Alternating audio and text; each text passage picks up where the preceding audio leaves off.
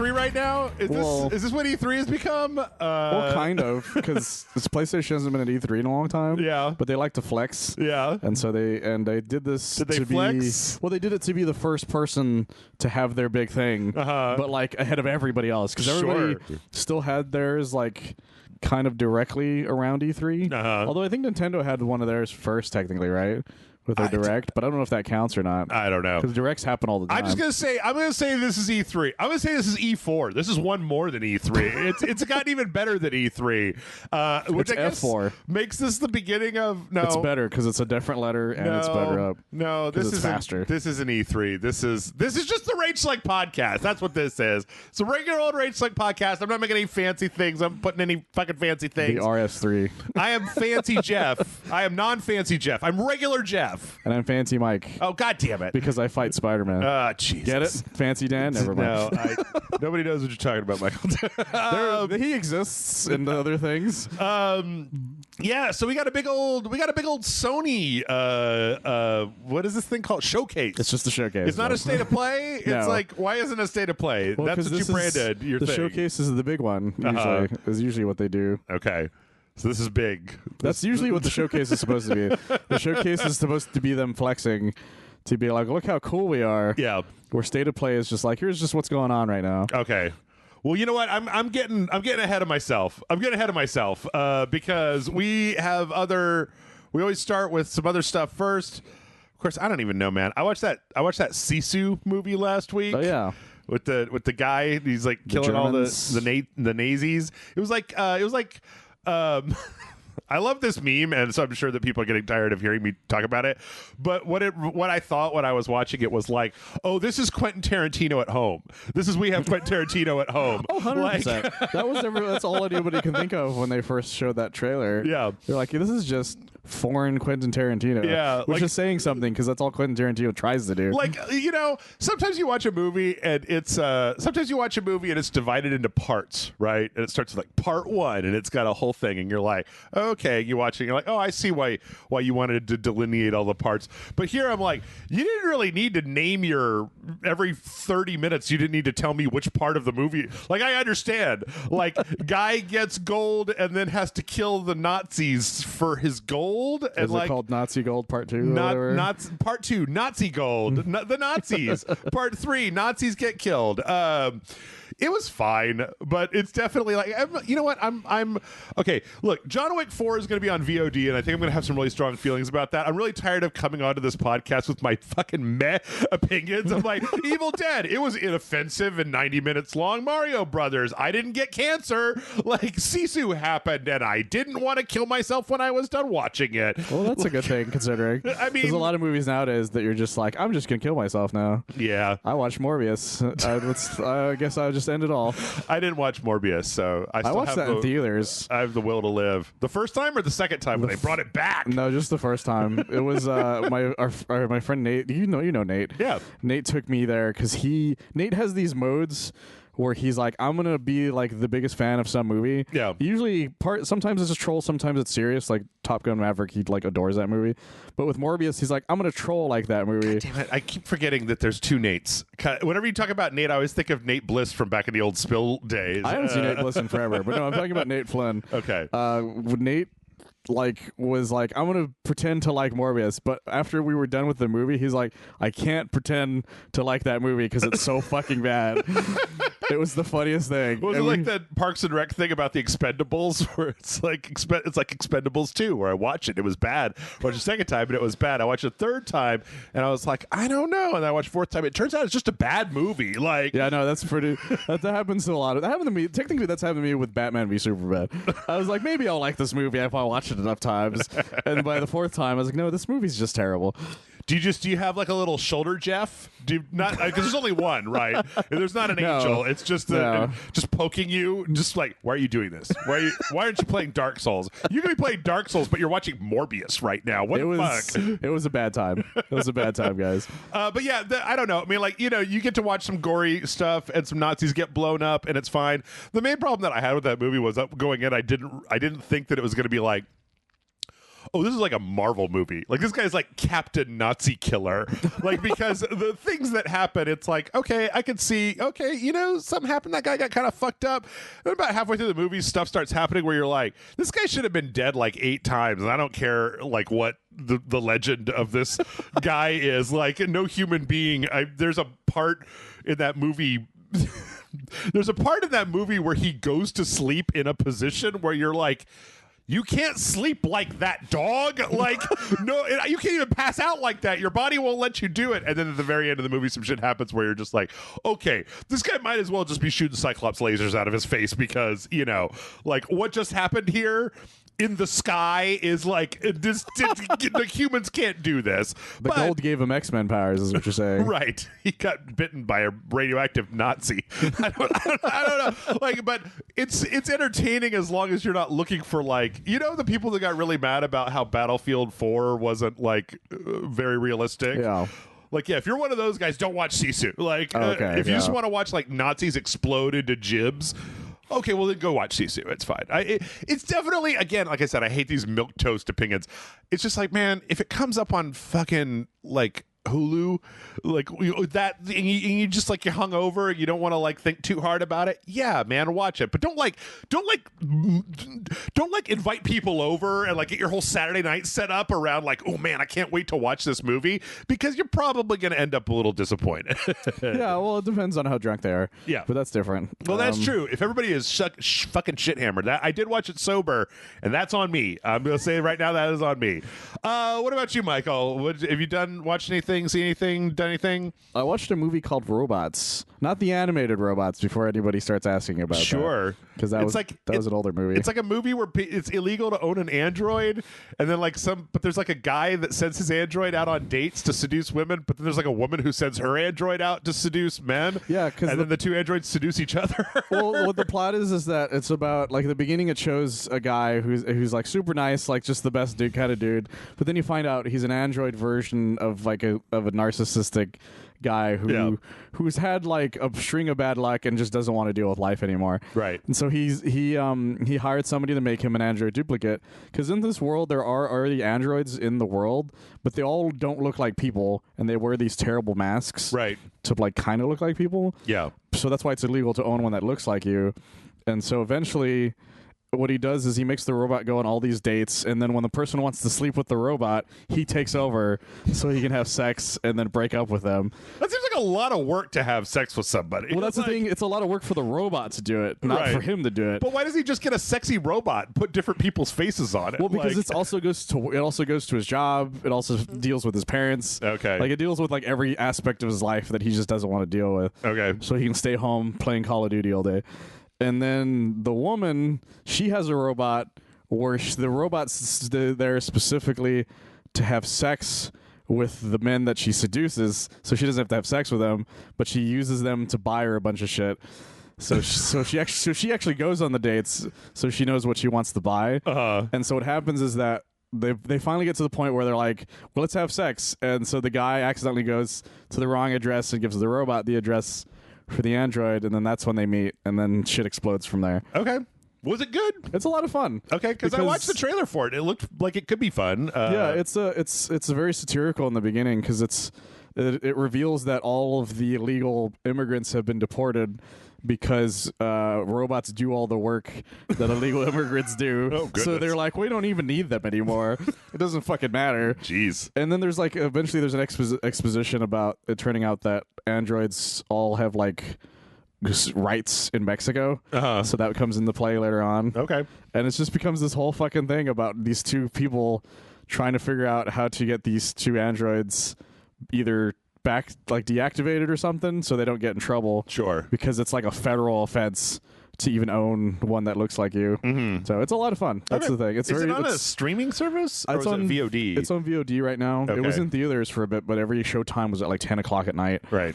So I ended up watching it on VOD. Okay. It's like 90 minutes long, and it's a fun time. And it's sweet as it goes on. So yeah. Well, because it's still a romantic comedy. I guess that ends Mike and Jeff's movie review, like inoffensive movies that I watched last week. I still recommend it if you like rom-coms, though. Yep. Well, speaking of offensive, well, maybe. I don't know. I was about to say what? People are really torn on this PlayStation showcase. Like, we got a lot to go calling through. it offensive is a bit much, is all I'm saying. Yeah, I mean, well, come on, dude. We're dealing with video game people on the internet. It's not like Jim Ryan went out and be like, introducing the PlayStation cock, and then zipped his pants off. Right. I think people would have probably talked about that more. But... Oh, they would have, yes. They would have been like, when does it come out, Jim Ryan? Yeah. So, okay, let me put it this way. Before we get started, let me just say, if this was like, if we were at E3, I would consider this to be a relatively weak showing if this was a Sony E3 conference. No, I get that. Like, yeah. there's a lot of stuff in here. It's fine. Like, there's plenty of good games, and there's plenty of games that are not. The big thing is... It's a speaking of mid-transition, in my opinion. Yeah. The big thing here is that there's a lot of titles that I am uninterested in. Like, there's a lot of stuff in here where it's just like, that is not a genre that I care about. Like, I don't really know why the video game industry is so into this whole, like... It seems like, I swear to God, it seems like we were swinging out of the, like, everything's a PvP game and nothing is a single-player game. And, like, I don't know, it seems like a quarter of these games were just some form of weird-ass PvP game that I'm just like, I don't give a shit. Like, well, I was expecting that because Sony was like, we're going to make, like, 10 of these by 2026. Right. And I think they're just making up for lost time. Right. Since they announced that. Okay. Sounds like they announced something like that, like, 2 years ago. Yeah. Well, you know, speaking of which, we started off with a really flashy trailer for this is actually a game by Jade Raymond's new studio. It's called Fair Game $, Fair Games. Yeah, because I think this was one of the studios they bought, right, or something like that. I think so. Haven Studios. Because they were talking. I remember they were talking about like, we're making a whole new IP for them, but no one knew what it was. Right. And now it seems to be some sort of PvP heist game. Yeah, a lot of these, I learned about this. I was looking at these, and there's a lot of games apparently that are like this. Like Escape from Tarkov is this. Even I've never played Escape from Tarkov. I've never either. And there's like another relatively popular one where it's like Battle Royale, but like when you kill people, they drop like cash. And then, like, you want to be the person to get all the cash. Like, you want your team to... and then I think there might be, like, you can cash out before... Like, you don't have to stay all the way to the end type of thing. So it's kind of a risk-reward thing where the longer you play, the better your payout's going to be. But then, like, the more chances you have to lose. The trailer has a lot of really, really interesting visuals in it. Like, yeah, it's just a visually interesting thing. That's what made it so confusing, though. Yeah. Because we didn't really know what the fuck was happening. Yeah. Yeah, it's got a really interesting. It's got a kind of like a retro neon aesthetic, and strangely enough, it's not the only retro neon aesthetic we're going to see this through this thing. There were chunks that reminded people of Watch Dogs, though. Yeah, people thought it might be another Watch Dogs. I actually, when people were saying that it was Watch Dogs at first, I was like, oh, that makes some amount of sense. But then I kept seeing groups of 3 people, and I was like, oh, I know what that means. Well, that was the thing, is that I thought maybe it might have been a multiplayer Watch Dog. Yeah, because Ubisoft doesn't know what the fuck they're doing nowadays. That's right. So I was thinking that's what they were going to do, especially after what Legion failed really hard. Right. I was talking to a friend. We were watching this together as I was working. Yeah. He didn't even know Watch Dogs Legion even happened. No. That's just how badly that game ended up happening. I don't know. Everybody's dressed like they're in a fucking Balenciaga ad or something. Well, like half of them are, and then comes in the fucking NFT chimps. Oh yeah. Then the monkeys come in at the very end. I don't know. I can honestly say, like, you can show me the actual gameplay of this game, but I'm probably not gonna give a shit because this like I don't know, man. It's hard to predict. Like, if I could predict what was going to be popular, I would go do that professionally for a living and make $1 billion. 100%. But the thing is that this seems to me like something that PlayStation's going to try to make work for about 3 years and then shut down. Like, it's going to come out, it's going to be PlayStation Plus, then it's going to be free to play. It's never going to it's going to have a small fan base that really likes playing it, but that like it's not going to be Babylon's Fall, right? No. There's not just going to be like one guy playing it, but it's probably Babylon's Fall is actually the surprising one of any of them ever happening. It's probably going to end up more like what was the Destruction Derby game Destruction All Stars. Yeah, Destruction All Stars. Something like that, where it's got Most like likely, it's on PS Plus, so you're not gonna have to pay for it. It's gonna have a small fan base. It's gonna be like fine. They're gonna do some fixes for it, but the updates are gonna come shorter and shorter, and then eventually it's just gonna go free to play. Then it'll be abandoned. It'll be on Game Pass. Then it'll be fucking out of business. And then they'll throw it in the same cabinet where Mag 2 or where Mag is. Yeah, the best case Mag and Planet Side. Exactly. The best case scenarios for free to play games right now is making it as big as Payday. Yeah, was because Payday was, I think, one of those peak shooter. That's what it reminds me of. Ones. Yeah, because that's the first thing I thought of. I was like, well, maybe it's the Payday because they announced the new Payday, but we haven't seen anything about it. Right. So I was thinking that's what that's what I assumed it was, but that's not the only shooter that's a PvP multiplayer thing that they've announced in this whole thing. True. And so yeah, everybody wants to be Payday, but nobody wants to be fucking Babylon's Fall. I gotta say, I was really excited the minute that Super Earth was mentioned because I remember what Super Earth is, motherfuckers. And then this guy, this really well animated guy, like I thought he looked like young Bill Ponderosa. And so this is Helldivers 2. It's like a little recruitment thing where they show this guy with his family and then bugs come out and eat them, and he's like, this is happening more and more. Are you man enough to join up with the Helldivers? It was such a funny thing to come out around the time of Starship Troopers game. Right. Being in beta at the moment. Because some people thought it was Starship Troopers. Yeah. But like I was like, well, the bug's not right, so it can't be that. Yeah. No, as soon as you hear Super Earth, that's Helldivers. The weird thing about this, though, is that it's behind the back third person now. Yeah, they completely changed the entire gameplay of it. Like the last one was kind of top down, and it was really interesting because it was very elegant. Where like. Because you would have these hordes of bugs that you would have to fight, and the thing that was built into the mechanic is if one person crouches, then the person behind them can shoot over them and not hit them. So you could basically, like, you knew that, like, if you were crouching, the guy behind you wasn't going to hit you, and so you could both shoot in the same direction at the same time. Yeah. But then it also had a whole bunch of things where you could drop, like, mech suits and airstrikes and like, all kinds of stuff. It was a very popular game. It was fun as hell. I knew people who didn't play games that often that were obsessed with the first Helldivers. And, like, this has a very nice look to it. It's not quite as like cartoony as Helldivers, so I'm wondering. Well, that's what made it so weird. That's why I didn't immediately think it was supposed to be Helldivers. Yeah, because it looks like I don't know realistic. what to say. Yeah, like Halo-y. I don't know. It's like that's the hard thing to say. or something. Yeah, but it still has the same sense of humor about itself. Yeah. But yet doesn't remind me anything of the first one. Right. Although I appreciate that a lot of the gameplay footage still shows like one of the guys getting exploded every now and then. Yeah. It's kind of funny. Yeah. I mean, like, we'll see. I really liked Helldivers when it first came out. And, I'm willing to give the second one a shot. This is also, I mean, I don't know if you, somebody mentioned this in chat when we were watching this on the Discord. I didn't realize this, but like this company is the company that made Magica. They're the ones that made the first Helldivers. Yeah. That's fucking weird. So, like, those guys are the ones that made it. And I'm like, well, I liked Magica and I liked Helldivers. So you guys ain't done me wrong yet. Sure, man. I'll give it a shot. I wonder what made them decide to go this direction. Probably because Helldivers was relatively popular for a little while. Or probably because Sony is paying them. I don't know. I think it's most likely the second thing. Because I thought Magica was we're graduating game college final. That was like our final project for game college 100%. that we then made into a game. But that's coming out this year, which I think is really interesting. So yeah, absolutely fascinating. I'm down. I'm down. Let's see. From there, we got to look at more Immortals of Avium. I don't really know if there's much more to say here outside of what you and I have already said about Immortals of Avium. Yeah, the trailer that they show isn't even as interesting as the last trailer they showed. I don't know. I think that this one did a slightly better job of having like, okay, so the problem with the first one was that the action was like a really low frame rate and looked like garbage. Well, it was a lot of plot in that one. Yeah. This is the opposite. And then the second one was just like a full like 10 minutes of gameplay, whereas I feel like this one had a good mix of like some story scenes and some gameplay scenes.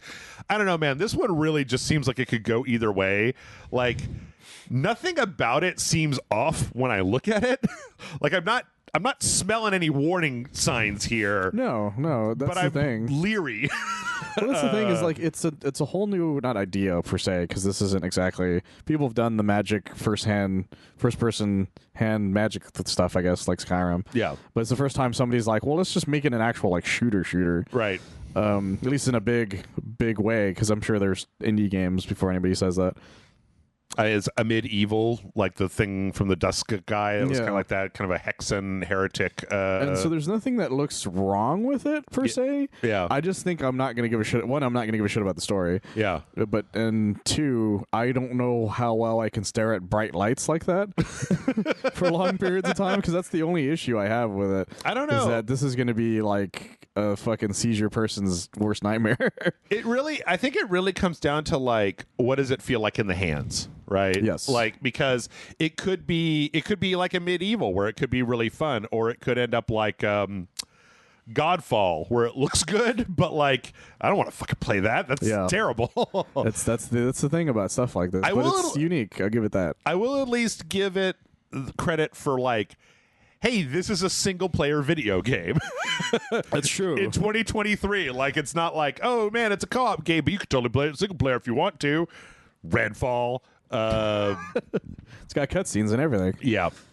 I don't know. It's also got like a cheeky protagonist. It's got like an early 2000s vibe to it. What's the funny thing is it feels like an early 2000s protagonist in the middle of something like it reminds me of Forspoken in that kind of way. Yeah. But like I don't know if it's going to be as badly written. I don't know. There don't seem to be as many quips in their trailers as there were in Forspoken. Yeah, but it all depends on how many there are in the game. That's true. That's very true. Very true.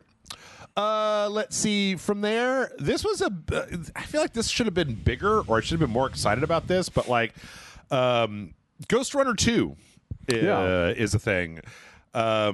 I played the first Ghost Runner. Like I played it once on a demo with Bryce, and I think you and I played it. We did after it was fully released. The main problem that I had with that was it's one of these kind of like Hotline Miami, like if you get hit once you die things, and I just got tired of doing the same thing over and over again if I got stuck somewhere. Well, that was always my issue with games like that. It's like it's a speedrunner's like fun dream to do. But for the casual gamer, that gets kind of tiring pretty quickly. Yeah. So I'm hoping Ghost Runner 2 figures out the balance. Because they've added a lot of shit. Like there's clearly like a motorcycle. You're in much more areas than you were in the first game because the first one took place mostly in like this one specific tower. Yeah. But now you're going around and there's all this other crazy abilities apparently that they're going to add to it. But if you keep dying every single time, it's it's going to get really frustrating very quickly. Sure. Yeah, I'm not the biggest fan of games where you die in one hit. I mean, it looks really nice though. It looks great. All the aesthetics and everything look very, very cool. Speaking of games that look cool, but I'm a bit worried about their overall substance. Phantom Blade Zero was announced. Yeah. This is like it's some kind of like Asian inspired Soulsy type of game. Like it's got very Soulsy style. Well, this is what I said to some people that I watched this with, is that I think it's one of those games that's made by like one Chinese dude who has access to like Unreal 5 or something and is able to make something really cool looking. But when I watch the actual gameplay of it, there are moments that happen that don't feel fully developed yet, which is fine because this is probably, we don't know when this fully comes out. Right. So like it's still got a chance to polish itself enough to where it doesn't seem jarring in certain spots. Like it feels like one of those mid 2004 2005 PS2 games, if that makes sense. Yeah. Phantom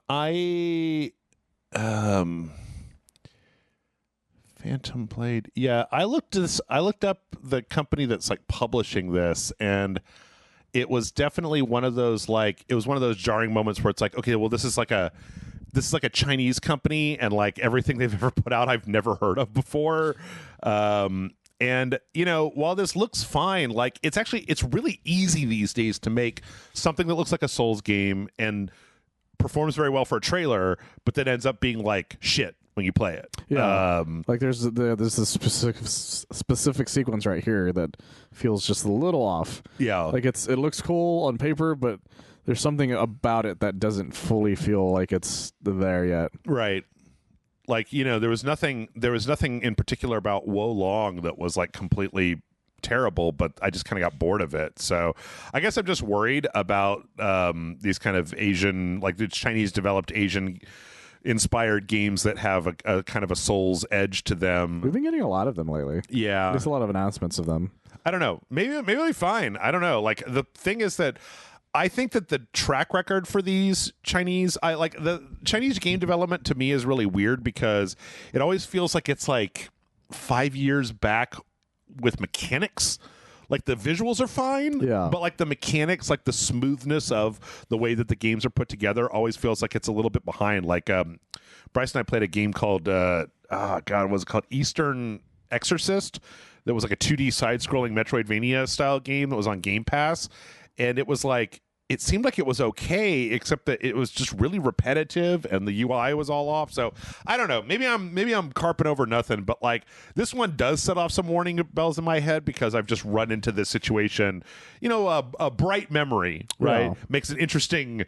When you play it, it makes an interesting impression, but then you go to play it, and you're like, I don't think I really actually want to play this. Yeah, that's what I mean. What it feels like one of those mid 2005 PS2 GameCube era games. Yeah, because there was a lot of them kind of like with this look, and then when you played it, you're like, this is just kind of meh at best, and maybe it costs you like $30 or something at the time, but that's not really the same thing the way it is now because everything can look really good. And so it's easier and easier to trick somebody into thinking you're going to have something really good. Chinese, this guy is calling this I just found the PlayStation blog for this. He's calling it Kung Fu Punk.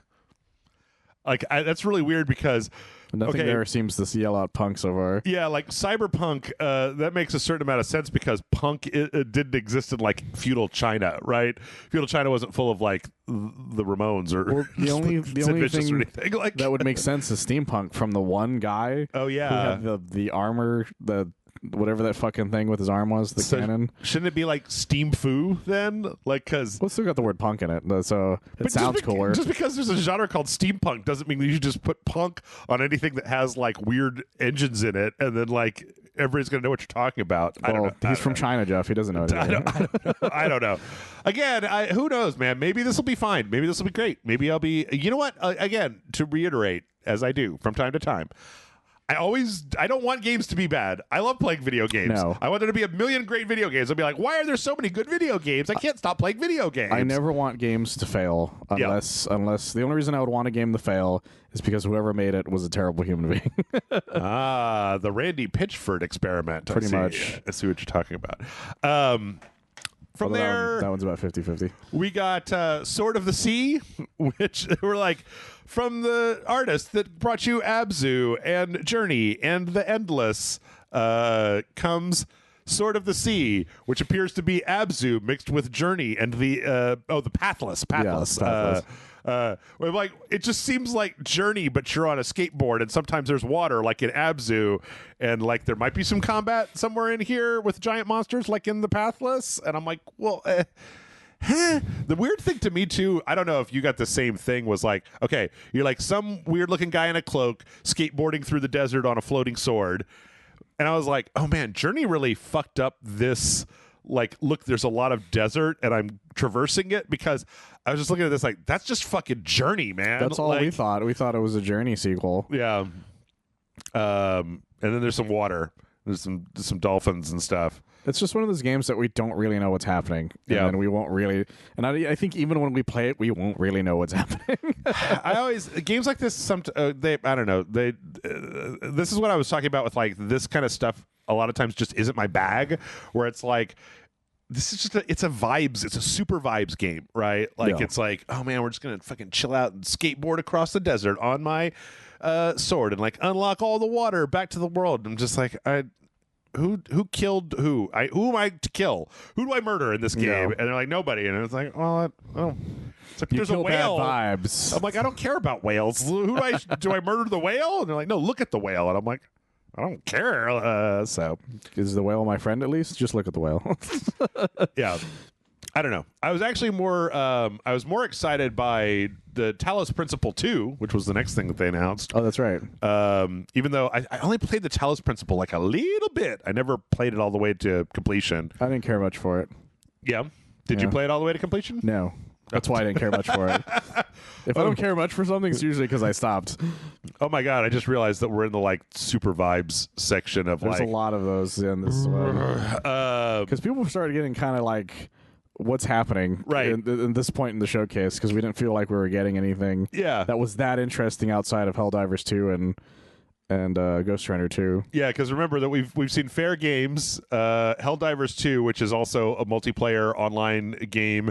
Immortals of Avium that we've all seen a million times before, Ghost Runner 2, which is fine but niche, Phantom Blade 0, which is sort of the C, and now we're into like the vibey like the vibey puzzle game section. Yeah, exactly. This looks really, I mean, like, this looks like if you like the Talos Principle, you'll probably like it. Oh, I don't know enough about the Talos Principle to be like, oh, look, they added upside down walking on the ceiling. And I'm like, I don't know if that was a thing in the first one or not. Like, I don't know either. There's a bird? It's a lot of puzzle stuff. That much is obvious. There's a lot of big people and like big structures and then like guys, robot guys walking around. I don't know. I'm not qualified to give an opinion about Talos Principle. All philosophical stuff. I can tell you that I'm probably not qualified to give you an opinion about Neva outside of like, oh, that was sad. That was very sad. Yes. This is from the person that made Gris, which was like weird but not necessarily sad. And yeah, did you want to watch a dog die in your did you want to watch a dog die during our presentation? Because that's what's going to happen. Well, it's like a wolf deer. Whatever it is, it gets sucked up by the well, the thing is, I don't understand what's happening in this trailer. Well, I don't either. Yeah. So when the deer dog guy dies and then the lady is sad, white afro lady is sad, and I'm like, why are you making me sad? I don't even know anybody here. What the fuck is going on? Yeah, there's also not a lot of real explanation as to why it's only the dog deer that gets killed. Right. Like, she's clearly, like, passes out. They could have easily murdered the shit out of her. Yeah. Like at one point, I thought it was a dream from the way she wakes up. Because there's, like, nothing that really shows that they were even there. Yeah. And so I was just like, he's just sleeping. And then the dog deer fawn puppy or whatever is there as well. Yeah. And I mean, like, hey, this is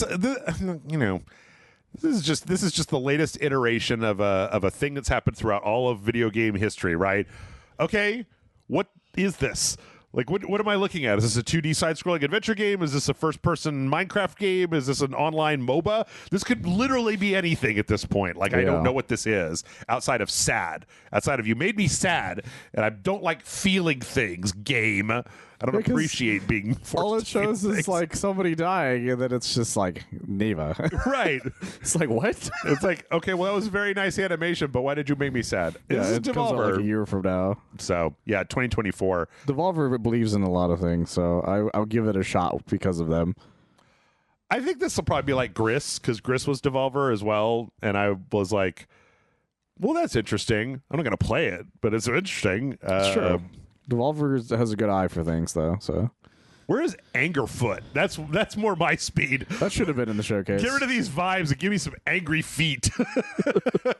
Yeah. From there, we got Cat Quest. It was Cat Quest 2? Yeah, no, there's just Cat Quest. Cat Quest Pirates of the Caribbean, which is a pirate-themed Cat Quest game. Cat Quest being a kind of like super light action RPG type of thing. Came out first one. Wasn't there? Amanda was telling me there's a Cat Quest 2 already, right? There were I think two so. of those? I think. Well, I was hearing that there was already something called Cat Quest before this point. Well, I know there was Cat Quest because Amanda played it, but I think there was actually a Cat Quest 2 as well. I have no clue then. So this is like the third Cat Quest. I was more into Dog Quest. I'm just kidding. Yes, Cat Quest 2 is a thing, and it was made by the same company. So I guess this is a spinoff then. Yeah. The first one was 2017. The second one was 2019. And it's taken them 4 years to do this one. So, I don't know, man. I like pirates. I like the idea of it. Yeah. Yeah. I feel really bad because I feel like I don't really have a shitload to say about a lot of these things. What am I going to say? It's fucking Cat Quest. No, I'm not shaming you or anything. It's just like, I have this whole, normally it's like this whole potpourri smorgasbord of news. And here it's like, oh man, we got one thing to focus on. It's like, then there was a game where a deer dies. Then there was a game where a cat is a pirate. Then there was a robot that's walking. I don't like. What do you want from me, guys? Well, that's the issue with some of them. Is a lot of them are the CGI trailer that doesn't tell you anything. Yeah, it's just like, look at this thing, which is really the weirdest thing about or not even the weirdest thing about this next one. This next one's weird because of what it's clearly attempting to do. Oh yeah, okay, no, yeah. I don't need to worry about us not having things to say. Square Enix, what the fuck is wrong with you, man? Like, what is your goddamn problem? I sort of know the problem on this one, at least. Yeah. But it's still down the shed.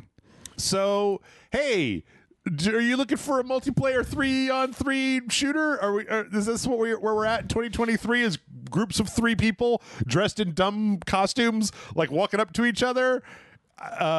Yeah, Square Enix is making foam stars. This is Splatoon, but it's foam instead of paint, and like the foam will build up and you can walk on top of it and stuff. And I don't know, it seems like you might actually have to kill people as opposed to just inking up the place. I like, in a world where Wrestleverse and Knockout City both shut down recently, yeah, what are you doing? What the fuck are you doing? Like, I don't know if this is if this is a battle royale game. I don't know if this is just a PvP game. I don't know what this fucking game is, but it looks like this is never going to have staying power. Like, I don't know. Like, all they're doing is they're like, what if we realize Splatoon is only on the Nintendo? Right. So what do we do about the guys who are like, I'm an adult who still want to play Splatoon, but want to jack off to the characters? So they made this game. Foam stars. It's like Balan Wonderland, but different. It's, well, like the area is like this huge, it's like a casino, Vegas hybrid. Yeah, it's this Vegas-y area. They're shooting foam, or they're shooting, bubbles. It's mostly bubbles. It's not even just foam. They're just shooting bubbles. They're shooting champagne at each other at one point. Sweet fancy Jesus, this game looks like garbage. Like, I don't know. There's like nothing about this where it's like, what did you do? You made it.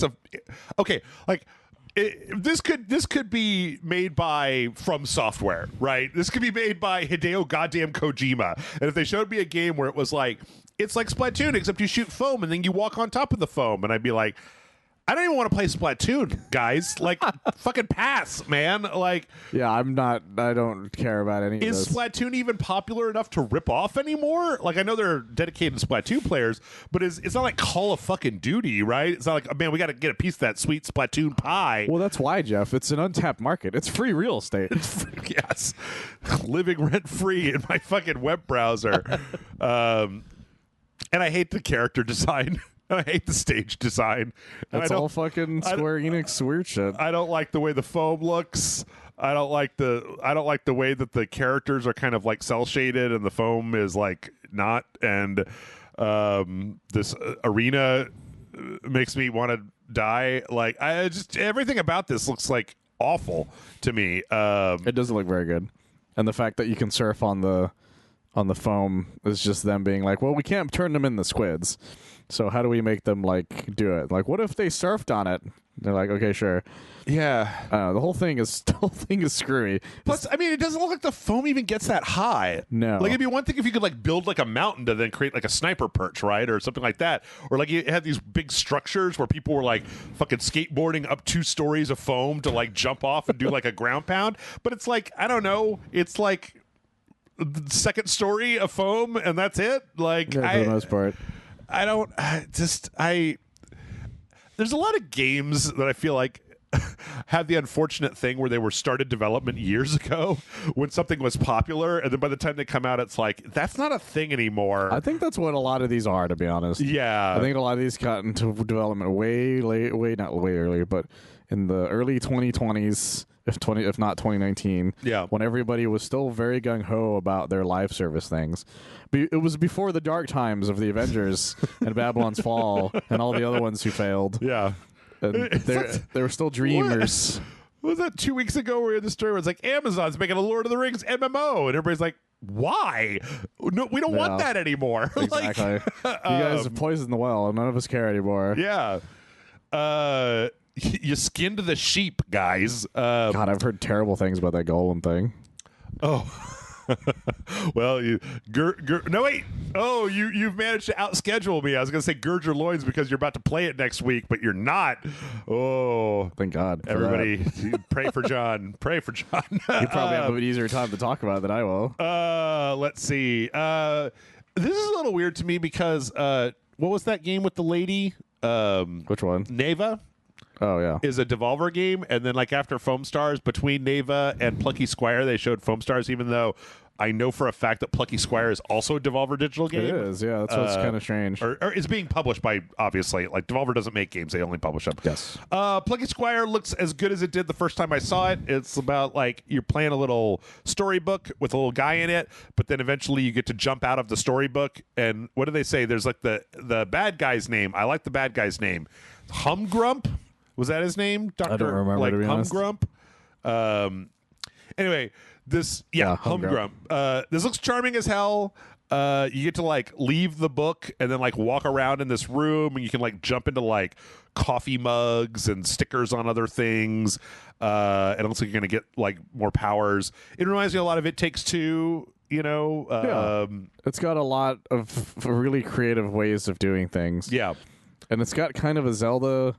And like it's got like a all Zelda thing, which I don't. It's hard to explain, really. Yeah, like it's got a Link to the Past top down, but then he gets out, and it becomes kind of like that 3D Link Between Worlds look, and then a lot of just crazy shit going on when he's outside of the book, which I find fascinating. Yeah, absolutely. Everything about it looks great. I can enthusiastically endorse. I cannot wait to play this game. I'm very excited. There we go. Finally. There's something. Something where you can just be like, I love it. I can't wait to play it. I'm excited to be a part of it.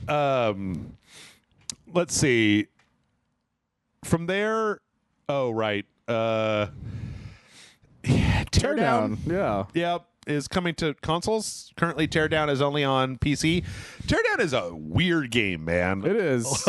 I've heard good things about it because it's just destroy the things. Well, it's not quite that. Like the whole point of the game is that you have to do these heists. And the thing is that it's made in a voxel world where everything is destructible, and your goal is to set up like a kind of a Rube Goldberg of like cars and explosives, and like you're going to knock down some walls, and there's like specific areas where there are alarms, and so once the alarm goes off, it's like you've got 90 seconds to steal the thing and get out. So the whole point of the game is setting up a path, the quickest path possible to the objective, so that it's like, okay, then I'm going to hit the start button, and I'm going to hit the boosters on this car. When that happens, I'm going to run over here, because that's going to set off an explosion. It's going to blow through this wall, and then I'm going to jump onto that tripwire that I put over there, which is going to like knock down this thing, and then I'm going to run up to the top, and I've spray painted an arrow to tell me to go this direction. Then I'm going to jump through this glass window, hit through the wall with the sledgehammer, grab the thing, and then I'll be able to get to the boat that I put out back. It's like that, and it's very fiddly. Okay. I've tried playing it, but it's more involved than I'm interested in. But I like that concept a lot, though. Yeah, it's very fun, and it's coming to the PlayStation. It should be noted, we're going to get to it eventually, but a lot of these games are also coming to the Xbox. Yes, that's the other thing. That's the other reason why a lot of people were lukewarm on this showcase. Yeah, because nothing was exclusive, or not nothing, but a lot of it was not. Yeah, so I don't know. Not even this next one is great. No. This is a trailer. This is an E3 trailer here. This was the trailer that if this showcase had ended on this trailer, I would have been perfectly fine with that. Yeah, me too. So we start with a bunch of ants walking, and then they're like eating a frog, and then like a bird comes and it grabs this dead frog and it flies through our only clue is that it flies through like this electrified fence. Well, it turns out there's another clue, but it's so small that I didn't realize it. Where is it? I could go back earlier. Yeah. Okay. Hold on a second. Just wait for it. Wait. You guys gotta bear with me right now. Okay. What's going on? Okay. Keep playing it. Yeah. Okay, pause there. Okay. Actually, a little bit more. So apparently, in this shot somewhere. Yeah. I think it's further down that. You see that like random thing in the distance to the right there. Yeah, right there. Exactly right there. Here? Apparently that if you enhance that, that is the helicopter carrying the Shagohod. Good God Almighty! Somebody noticed it online. That's how I found out. That's I don't even know if I can endorse that. Maybe I need to look at this trailer in 4K or to find out for sure. But that doesn't fucking like. Oh well, no. Yeah, it's a big fucking thing. Oh God! It's the fucking helicopter carrying the Shagohod. Internet people are stupid. Yeah, 100%. Also, the only other clue is that parrot's clearly the End's parrot. Yes. Anyway, this is Metal Gear. This is Snake Eater. So the bird. Yes, we've already ruined the surprise. The bird lands. A snake tries to eat the bird, and then an alligator eats the snake, and then the snake and the alligator fight, and then it goes. And I was like, "Is it what the? Is this Humanity 2? Is that what's going on here?" I wasn't sure what it was supposed to be until the very last second. And then it zooms into this jungle, and we see this silhouette of somebody like in this water, and then like the fucking as they come into the light, it's goddamn Big Boss, and it's like, oh, okay, here we go, finally. Yeah, Naked's taking all his HD glory. Yep. And then they play the first bars. I was a little mad because I went back and watched this a second time, and they play the beginning of Snake Eater, and they fade out right before that fucking like the drop in Snake Eater, and I was just like, oh man. Not much more to know than this. It's Metal Gear Solid like Delta. Yeah. Is that what they're called? Apparently it's not even Delta. a Delta, is it? Like it is. Apparently, it's the symbol for Delta. Okay. I think it's the lowercase version of it, and I think it helps since there's 3 sides to it. Okay. But apparently, like I was asking somebody about this. Apparently, Delta in Japan means like unchanged or something like that. I forget what it was. Okay. There was a very specific reason why they called it that. Apparently. Yeah. So I mean, it's very cool to see. I'm very happy. I'm praying to all of the video game gods that like I don't want them to. I want them to use all of the audio assets from the original. I don't want to.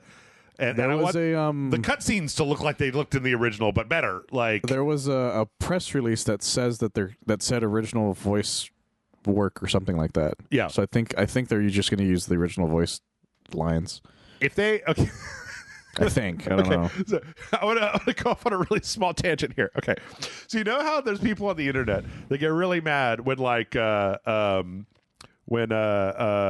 like, you remember Tokyo Mirage Sessions came out and they put a shadow in the crotch of the underage girl that was the main character in that. And people were like, why? Oh, yeah. But her crotch, I want to look at it. Okay, if they change the part where fucking Volgin recognizes that Raiden, that the boss is actually wearing a Raiden, is wearing a, what do they call Raikovich mask, because he grabs his dick and he realizes it's not the dick that he's used to.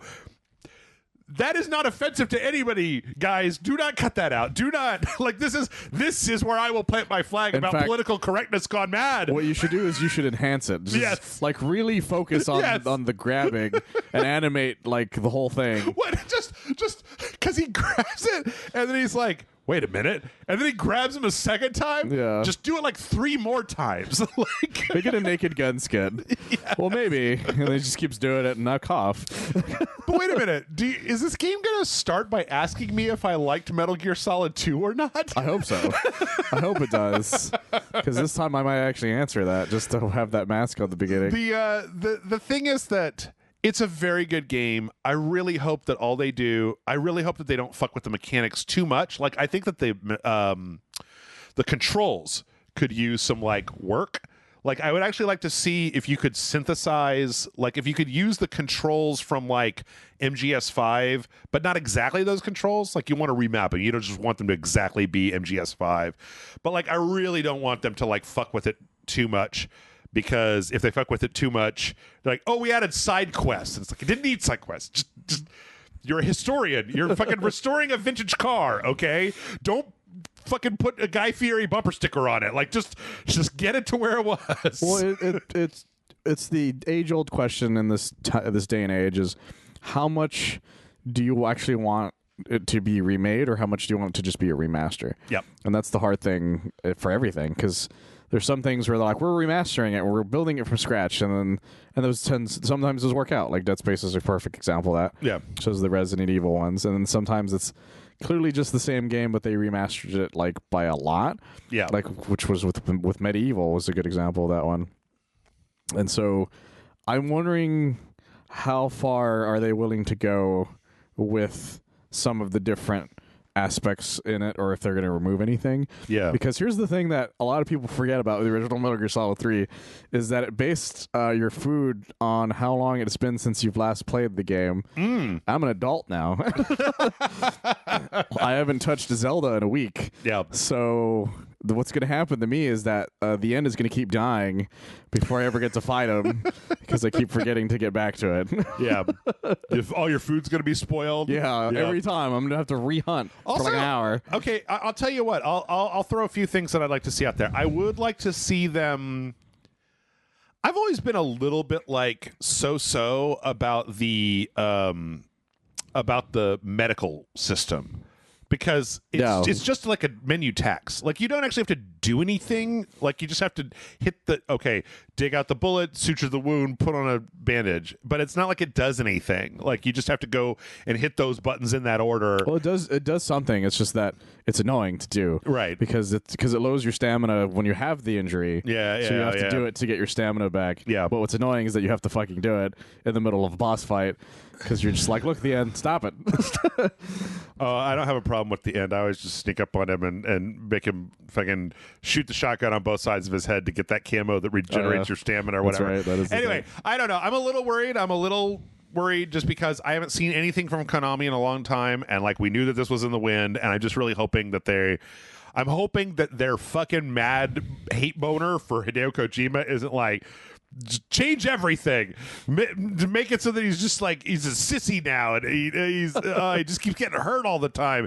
He just keeps falling over on his face. So you want it to be Metal Gear Sigint? Yes, basically. Except Sigint never shows up. I'm really hoping that Konami doesn't do that. Also, this is a little weird. They announced a Master Collection, the Metal Gear Solid Volume 1 Master Collection with Metal Gear Solid, Metal Gear Solid 2, and Metal Gear Solid 3. Like, I think that 2 and 3 are probably the HD versions. Yeah, right? apparently, because there's another press release for it that says, or at least I think the site says it, is that Metal Gear Solid 1 will have VR missions attached to it. Metal Gear Solid 2 most likely is the subsistence one. Right. And the same with 3, because it also comes with Metal Gear 1 and 2 for the MSX for it. So it's technically more than just 3 games. It's just that, like, people were just annoyed because it's like, for love of God, release part 4. Oh yeah, because it is stuck on the PS3 or on streaming depending on what you have. So it's I'm assuming that Metal Gear Solid is just the PSX ROM. Yeah, like most likely. Oh, okay. there's no other version of it. Yeah, that and if it was, it would say Twin Snakes on it. Right. Kind of thing. And they would have to map the controls to the PlayStation if that was the case. Yeah, that's true. Because it was a GameCube game, guys. Here's the problem, though. I noticed that this says Volume 1. I don't give a shit about any of this. I give a shit about fucking Peace Walker. I'm sure that's going to be in Volume 2. It would have to be. Wait. Probably before Peace Walker and Pursuit Force. 5. Pursuit Force. Sony has been putting PSP games. They put Siphon Filter, Logan Shadow, and Pursuit Force, which are PSP games, on the PlayStation 5 as part of that PS Plus collection. That probably means that Volume 2 will be the acid games. Portable Ops 1 and 2, Peace Walker, and 4. I'm hoping that's the case. Because you just play 5, right? You can just play 5 on anything. But those are like, especially if it was portable ops. I don't know though. Like, dude, you guys, it might just be best if we all forget about portable ops. Like, we should all forget about portable ops. I like those games, but they were weird. Like, Peace Walker is the best version of portable ops that you're going to get. Well, portable ops was the one that Kojima didn't even have anything to do with, apparently, if I remember correctly.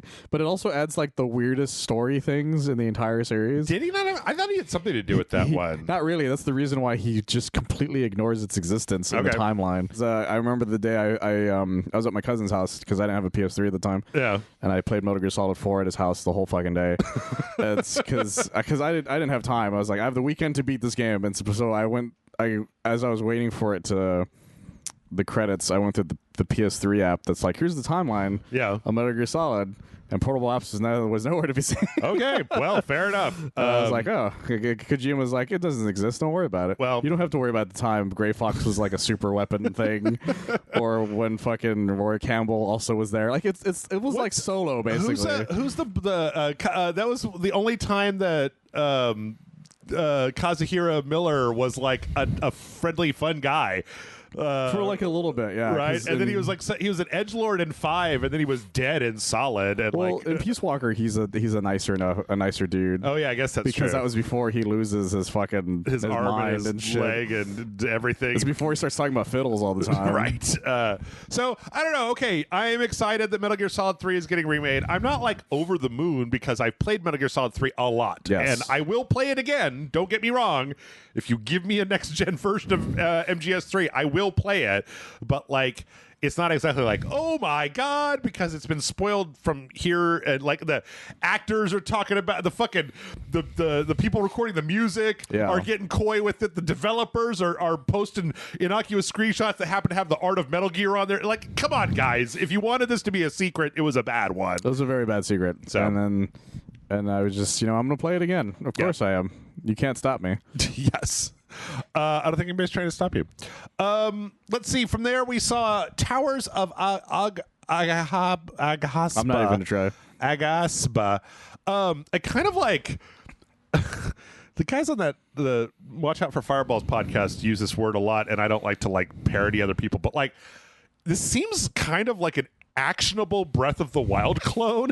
Oh yeah, 100%. That was the first thought anyone I know who saw this trailer had. Yeah, it was like, this is just a lot of Breath of the Wild gameplay mechanics that happen to be like, it's like a survival / building game. Yeah, but then like the gliding and like the combat and the like the sneaking, is the exact fucking animation. Yeah, like there's nothing different about it. Yeah, so like there's definitely some other stuff, but yeah, the whatever this wing glider. I mean, I guess let's be. I guess Fortnite also has gliders. Yeah, yes. Fortnite has gliders that look like that, but like I don't know, this whole thing just looks like, oh, this is what we were talking about before, right? Do you want to play Breath of the Wild but not buy a Switch? I guess you could try this out if you want. Like, that's what we said about that one little girl game. Yeah, like there's nothing completely terrible looking about this. It's just it looks like discount Breath of the Wild, and I'm already fucking 60 hours into Tears of the Kingdom. Like, I don't want to do that. I don't know. Here's the thing: if you're gonna ape on something, it might as well be one of the best things. That's true. I don't know. Maybe in 2024 when it comes out, it'll be good. As long as his name isn't like Link backwards or something, I think we'll be fine. Clin. So, oh my God, we have too many things. Final Fantasy 16 got another trailer. It did, yes. It's like a launch trailer, I think. Yep. I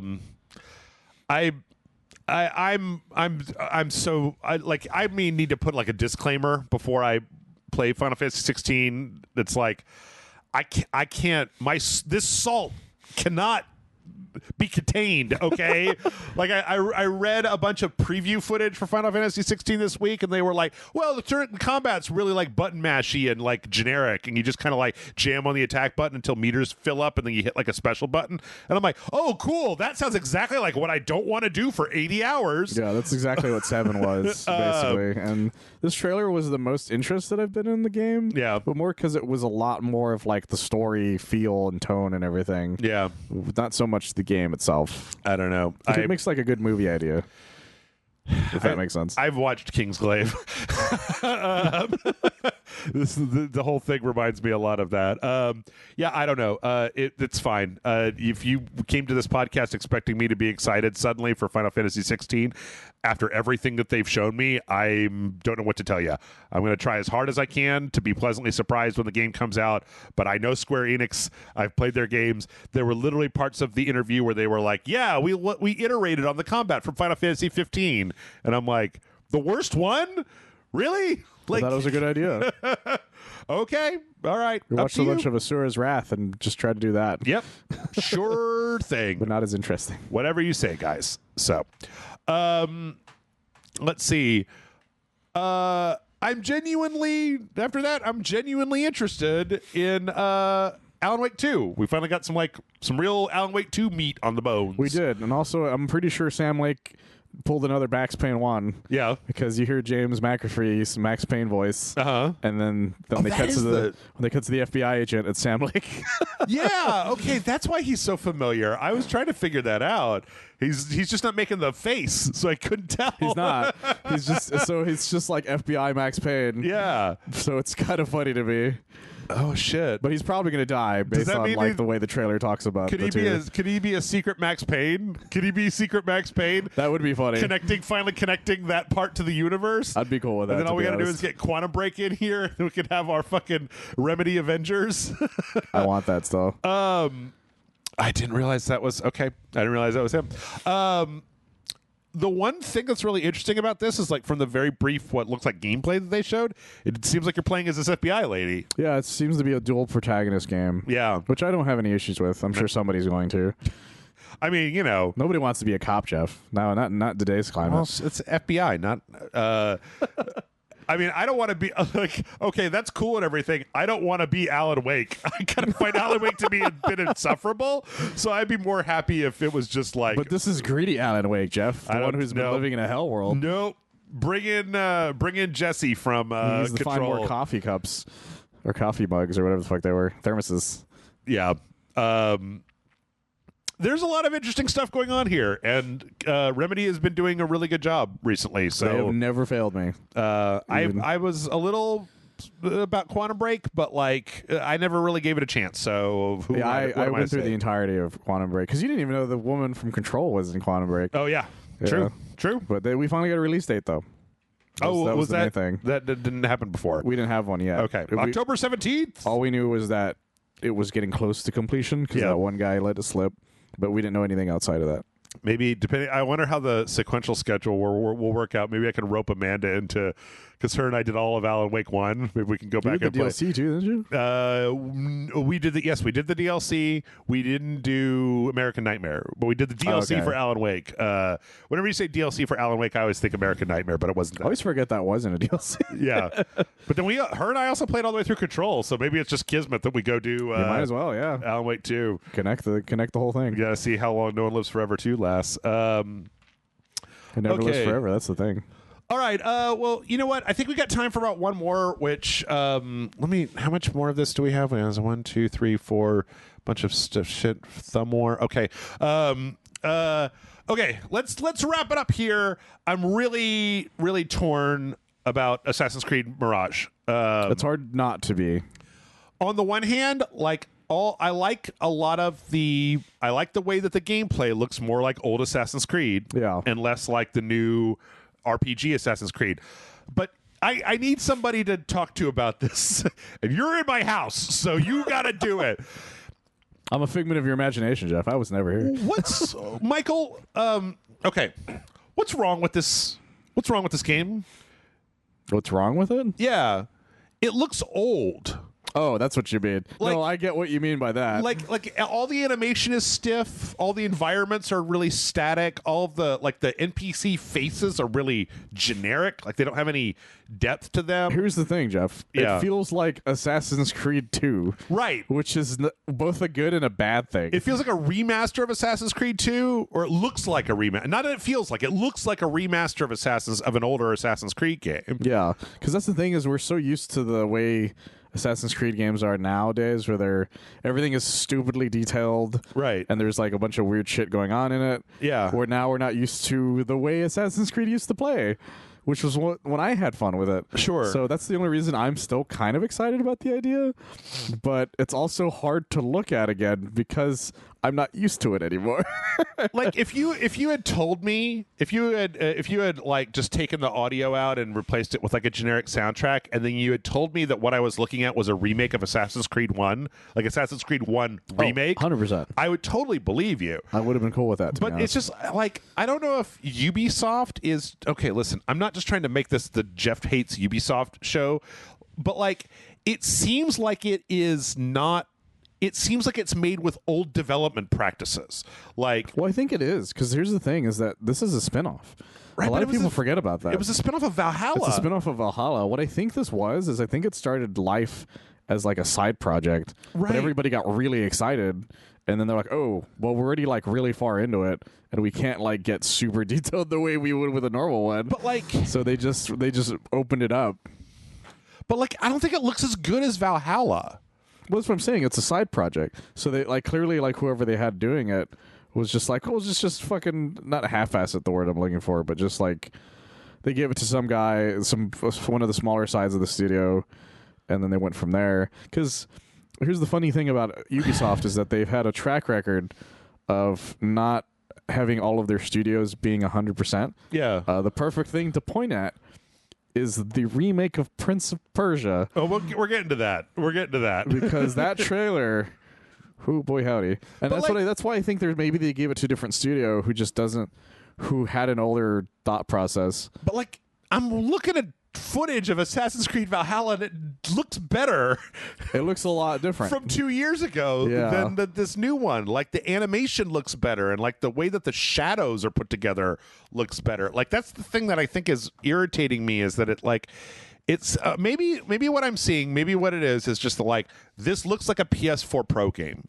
Like it doesn't look like a next gen game. It doesn't look like it's doing absolutely not anything next gen. It doesn't look like it's HDR, right? It doesn't look like they're using any modern development techniques, like it was made on an old engine and that it's going to end up looking like an old game. But more than even just the way that it looks, like you can see the seams where the canned animation like just starts the second half of like a jump or something. Yeah. And like it just looks old. It's kind of nostalgic is the funny thing. Yeah. Because the more I look at it, the more I'm just thinking, man, this just reminds me of being excited for trailers for Brotherhood and stuff like that. back when I had fond memories of Assassin's Creed. Yeah. Back before the dark times. I don't know, man. I don't know. I just keep looking at it, and like again, it's hard. Sometimes it's hard for me to describe what I'm actually seeing that's wrong. By the way, I'm not shitting on like Origins and all those. They just weren't for me. Like the way that all of the foliage in the background here doesn't move at all. That it's all just like completely static, and that it like there's no smoke or like haze or like it's all very open, which particles of any kind. It's empty. It feels empty. It's like you said. It's like it feels like an early PS4 game. Yeah. So I don't know. Maybe I'm doing it wrong, but like, geez, because I mean, I was asking for like, I'm like you. I'm like I would like to see a more old school Assassin's Creed game because I used to like the older ones. But also, like, if it's going to look like this, I don't know, man. Fucking keep it. Like, I may do it still, but I don't know. It's one of those ones that I definitely want to wait to see how it plays out. Well, it's coming out in early October. It's going up against Alan Wake 2. That's going to be an interesting fight. Who could say? All right. You know what? From there, we're going to go ahead and take a break because we still have a big chunk of stuff left to go. I also have a bunch of news stories, but I have no idea what the fuck is going to happen today. So we'll see what we'll see. Any of them? Yeah, we might have to go into turbo because maybe I need to quit faffing a boot when there's something that comes out that I don't have a lot to talk about. I don't know. Will I stop talking and get my shit together? You'll have to come back in a minute to find out.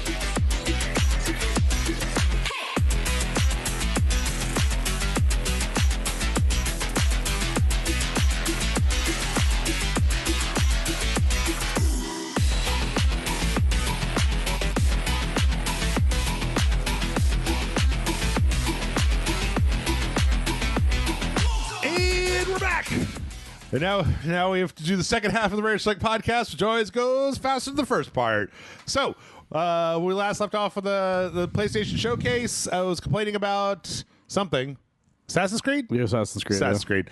Let's see. From there, we got Revenant Hill, which is not Night in the Woods 2. No. But it's like Night in the Woods. It's like the same art style, and like it's about a cat that has to move in and pay rent to a owl or something, and like it's 1919, and I don't know. It looks like it's got a lot of Night in the Woods vibes, but not exactly. It's not exactly a direct sequel. So well, it's got this fun little world that happens to also have a bunch of industrial shit going on in the middle of it. So, yeah, I don't know. It's interesting to see what's really going to happen. There's skeletons. Also, there's like skeleton people, but like just before he reaches the skeleton thing, there's like people striking, and like, what's clearly like army or cops or something that are about to shoot these fucking people. Right. Yeah. So you're like, what the fuck is going on back there? What is Night in the Woods going to get political? I don't want to. Keep your Night in the Woods politics out of your Night in the Woods. Yeah, it turns out cats are very political. I never really I know Night in the Woods was like really well regarded. Yes. It wasn't really my kind of game. But I don't know. This looks cute. It's got a good art style. Yeah. Also, I did notice that I didn't see Greg. I didn't see a Greg analog outside of at the very beginning. There's a part where there's like this statue that the cat's kind of running across that kind of reminded me a little bit of Greg, but I can see that. I don't know. No Greg, no play. That's my policy. Greg fucking rules. Let's see. After that, we got this little smorgasbord of weird RPGs. We got the Grand Blue Fantasy Versus RPG. Yeah. I didn't see those cat dudes anywhere, so literally unplayable. No cat dudes. no, just kidding. Actually, this kind of looks like it could be fun. I mean, I was really caught off guard with the fighting game, so yeah. And this is a good idea, I think, because Grand Blue has some interesting characters in it. Yeah.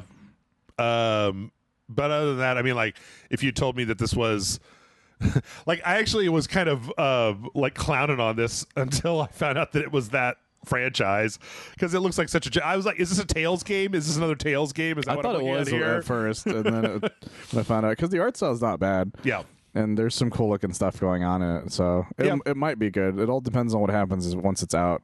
Very true. Very true. I mean, hey, single player JRPG with a bunch of action people? Sure. That's what I like. Just not Final Fantasy 16. No. Yeah.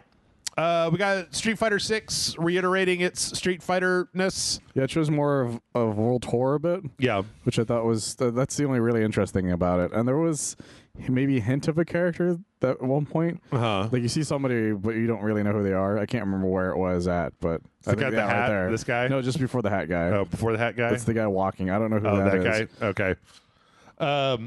This really works for people listening.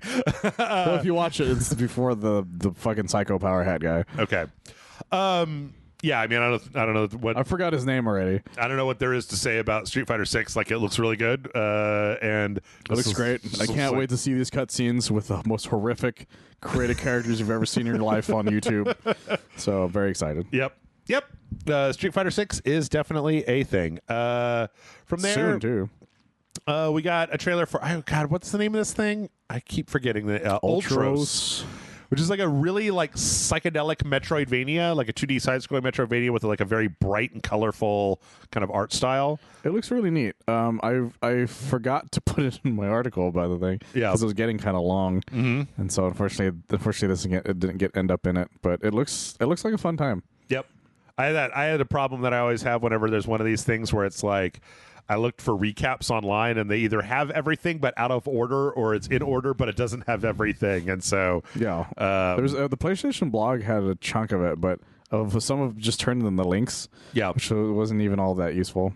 But I don't know. This looks fun. Like I totally would play this. Looks kind of reminds me of like sci-fi psychedelic Guacamelee a little bit. I can see that. Yeah, with, like, I think really, that's why it's so interesting to me. Really bright colors. Let's see, and that's coming out 2024. From there, we got what the fuck was the name of this thing? This is like another one of those like this is an MMO, like some kind of action MMO, I think, from a Chinese company. It's called Tower of Fantasy. Yeah. And it looks an awful lot like a Hoyoverse game of some sort. It's like cell shaded. It's anime. There's explosions. But I think that this is another one of those, like, it's also an MMO things. So yeah, I don't really know what's going on in it, to be honest. don't know entirely. My judgment is impaired, so I'm gonna say anything else. Then we finally saw Dragon's Dogma 2. Super surprisingly that they have, not only that the trailer was this fast, but also there's gameplay in it. Yeah. Well, we got the announcement of it a little while back. Yeah, not even that long ago, I feel. But yeah, full-on gameplay. And you know what? This looks a lot like... I was thinking about this. I was comparing like what I'm seeing, because Dragon's Dogma, this game doesn't look like it's like the most AAA game of all time, like the original Dragon's Dogma wasn't. But then I was comparing this to like when we were talking about Assassin's Creed, and I'm like, I think this looks way better than that. But like, well, it's because there's still a lot of stuff going on in like besides the empty area. Yeah, if that makes sense. Like, there's still a lot of particles from the attacks themselves. It's just like the lighting and the shading and everything. Yeah, like there's a lot, like even though it doesn't look like super detailed per se, there's still a lot of things going on it that make up for that, if that makes sense. Yeah. The atmosphere. Plus, the monsters look fucking rad. They do. They do. I will say that whoever did the sound mixing for this trailer needs to be smacked out upside the back of the head. They do. There's a lot of dialogue, and you can't hear any of it. Yeah, like, that was my only issue with the trailer. I don't know what the fuck you guys are talking about. But yeah, this just looks like more Dragon's Dogma. There's like big dudes you can jump all up on. There's a lot of like hanging out in like big open areas, fighting like really kind of cool looking monsters. You can do little sick side fives with your bros, right? Like, it's very exciting. It looks great. Like, it's been 10 years since the last one. Yeah, or 11, I guess, at this point. And that one was such a sleeper that it's so weird that they got a second one. Like, well, that's the funny thing is Dragon's Dogma is one of those games that like no one really talked about when it came out, but people still kept talking about it. Yeah. Afterwards, to the point that they got a Netflix anime for it. Oh yeah, and everything, and you're just like, damn, Dragon's Dogma, good for you. I think that when this game finally comes out, I think I got to see if Jason will come on to make Bertuxin 2 Electric Boogaloo, old man with pigtails. Hopefully it still lets you do that. Yeah. Yeah, looks great. Looks good. I mean, this is Capcom, right? Yeah. So it's got to be using RE Engine, which continues to look good in everything. I can't remember if it says it was or not, but it most likely is. Probably. From there, we got a VR showcase. We're going to go ahead and go through these really fast. So many VR things. It was like 4. Well, that's a lot considering. Yeah. Because a lot of the trailers for them are long. Five Nights at Freddy's Help Wanted 2. Yes. So Help Wanted was the first like VR FNAF, and this is like, I mean, from the elevator, it looks like you're doing Sister Location, right? It's got the what's her face baby or whatever in the poster. A little jump scare. Let's see. Resident Evil 4 is getting a VR mode. Resident Evil 4 remake, I should say. Yes, because Resident Evil 4 already has a VR mode. Well, that's what makes it interesting, is that because I thought it was just going to be that up-resed, but it turns out they took a lot of the mechanics from the remake and had it here, because the blocking with a knife is not a thing you can do in the normal VR version. Oh, right, true. I mean, Resident Evil has been pretty consistent with putting... Well, actually, that's not true. They've been putting the newer ones in VR, but they haven't been going back and doing the older ones, like 2 or 3. So this is good. I think that... I don't think I could play Resident Evil 4 in VR, like especially this like the village scene at the very beginning. I think just be like, I'm out, man. Like, I did it on the Quest version. Yeah, it scared the shit out of me because one of the reasons is because you have to manually load your guns. Oh, right. So if you're like if you run out of ammo, you're like fuck, try to put the clip back in. Right. While the chainsaw guy's right on top of you. Yeah. The same with a shotgun. You have to cock it to get the shell out. Okay. And so when you fire, you can't just just like fire again. You have to be like shick and then fire. Holy shit. And then you have to reload. Like you have to fucking do the whole fucking process. You're like, man, this is fucking terrifying. I at least, I mean, I played through RE4 Remake 3 times, so I don't know. Maybe I will end up with that. It was the scariest. It's the most I've ever been scared of Resident Evil 4. Was doing it through VR. Because I remember when RE7 came out in VR, and I was like, to this day, I've never played it. I'm like, no, too scary. I don't want her throwing me around in virtual reality. I considered trying that. I was like, nope. Fuck that. So yeah, and the other thing is, I've been looking for enough reasons to get built up for me to buy a PSVR 2, and this definitely goes on that pile. It's one of the main reasons I'm happy I have that Quest. This is another one. I did not expect this to be a thing. Nobody did, actually. This guy's, we got this guy talking, and he's got the zombies that he calls Freds, and I'm like, oh shit, that's Arizona Sunshine. I played all the way through Arizona Sunshine, and it was fun. Yeah, I did not expect a sequel to Arizona Sunshine. Yeah, Arizona Sunshine 2. It looks like there's a lot more. Arizona Sunshine 1 was really fun with all the interactivity. I like the way that you see like him holding the zombie arms and slapping the zombies with him and holding like the head and making it go blah blah blah blah blah blah blah. Like it's a fun game. And there's a dog now. Yeah, now there's a dog, his best friend. Yeah. So this actually, it's funny. This goes a long way towards making me want a PSVR 2 because I really liked Arizona Sunshine a lot. Yeah, they put a lot of emphasis on it in this showcase. Yeah, because this trailer is a fairly long trailer. It is. So yeah, that's coming out this year. Smilegate is putting out a Crossfire game for PSVR. It's called Crossfire something. I don't give a shit. Yeah, this is the least interesting thing they have of the VR stuff. God, I don't understand how Crossfire X is a thing. Yeah. Crossfire Sierra Squad, that whole Remedy thing bombed. Like, yeah, that was unfortunate. So they just took it off of there, didn't they? Off of Game Pass or off of it entirely? I think so. It might be gone by now. I can't remember. And then let's see. Oh yeah. Fuck. What is the name of this? Synapse. And I had actually, this has more story based or more story stuff going on in it than the original trailers we saw for it. Also, I didn't realize that David Hayter is the one who voices the character, the bad guy. Yeah, because he was on Twitter talking about. He's like, here's a game that I can't talk about that I voiced. So yeah, and it looks like a fun time as long as it works, because there's a lot of like movement of stuff with the left hand. Right, a lot of like TK stuff. Yeah, and if that works great, then that's going to be great. But if it feels like it's a pain in the ass, then that could easily ruin the whole experience. Yeah. Yeah, I don't know. If I was going to play a first-person shooter like this, I think I'd rather play RE4 or Arizona Sunshine, to be honest. Let's see. And then Beat Saber. I was like, is Beat Saber not on the PSVR too? And apparently not. Well, they announced it was going to be on it like ages ago, but yeah. I feel like this is more an ad for the Queen pack. Yeah, the Queen pack for Beat Saber. This really does make me want to go back and get my Beat Sabers on. Cause I might start doing that. The only issue I have is I don't have the space in my apartment. Well, Beat Saber doesn't require a lot of space. Well, the problem is that there was like a new update that like tries to lower or like try to widen the amount, so it keeps like being a dick about it. Okay, it's just like, well, maybe you should want more space. It's like, fuck you, I don't need that much space for Beat Saber. God damn you, just stand in one place. Exactly.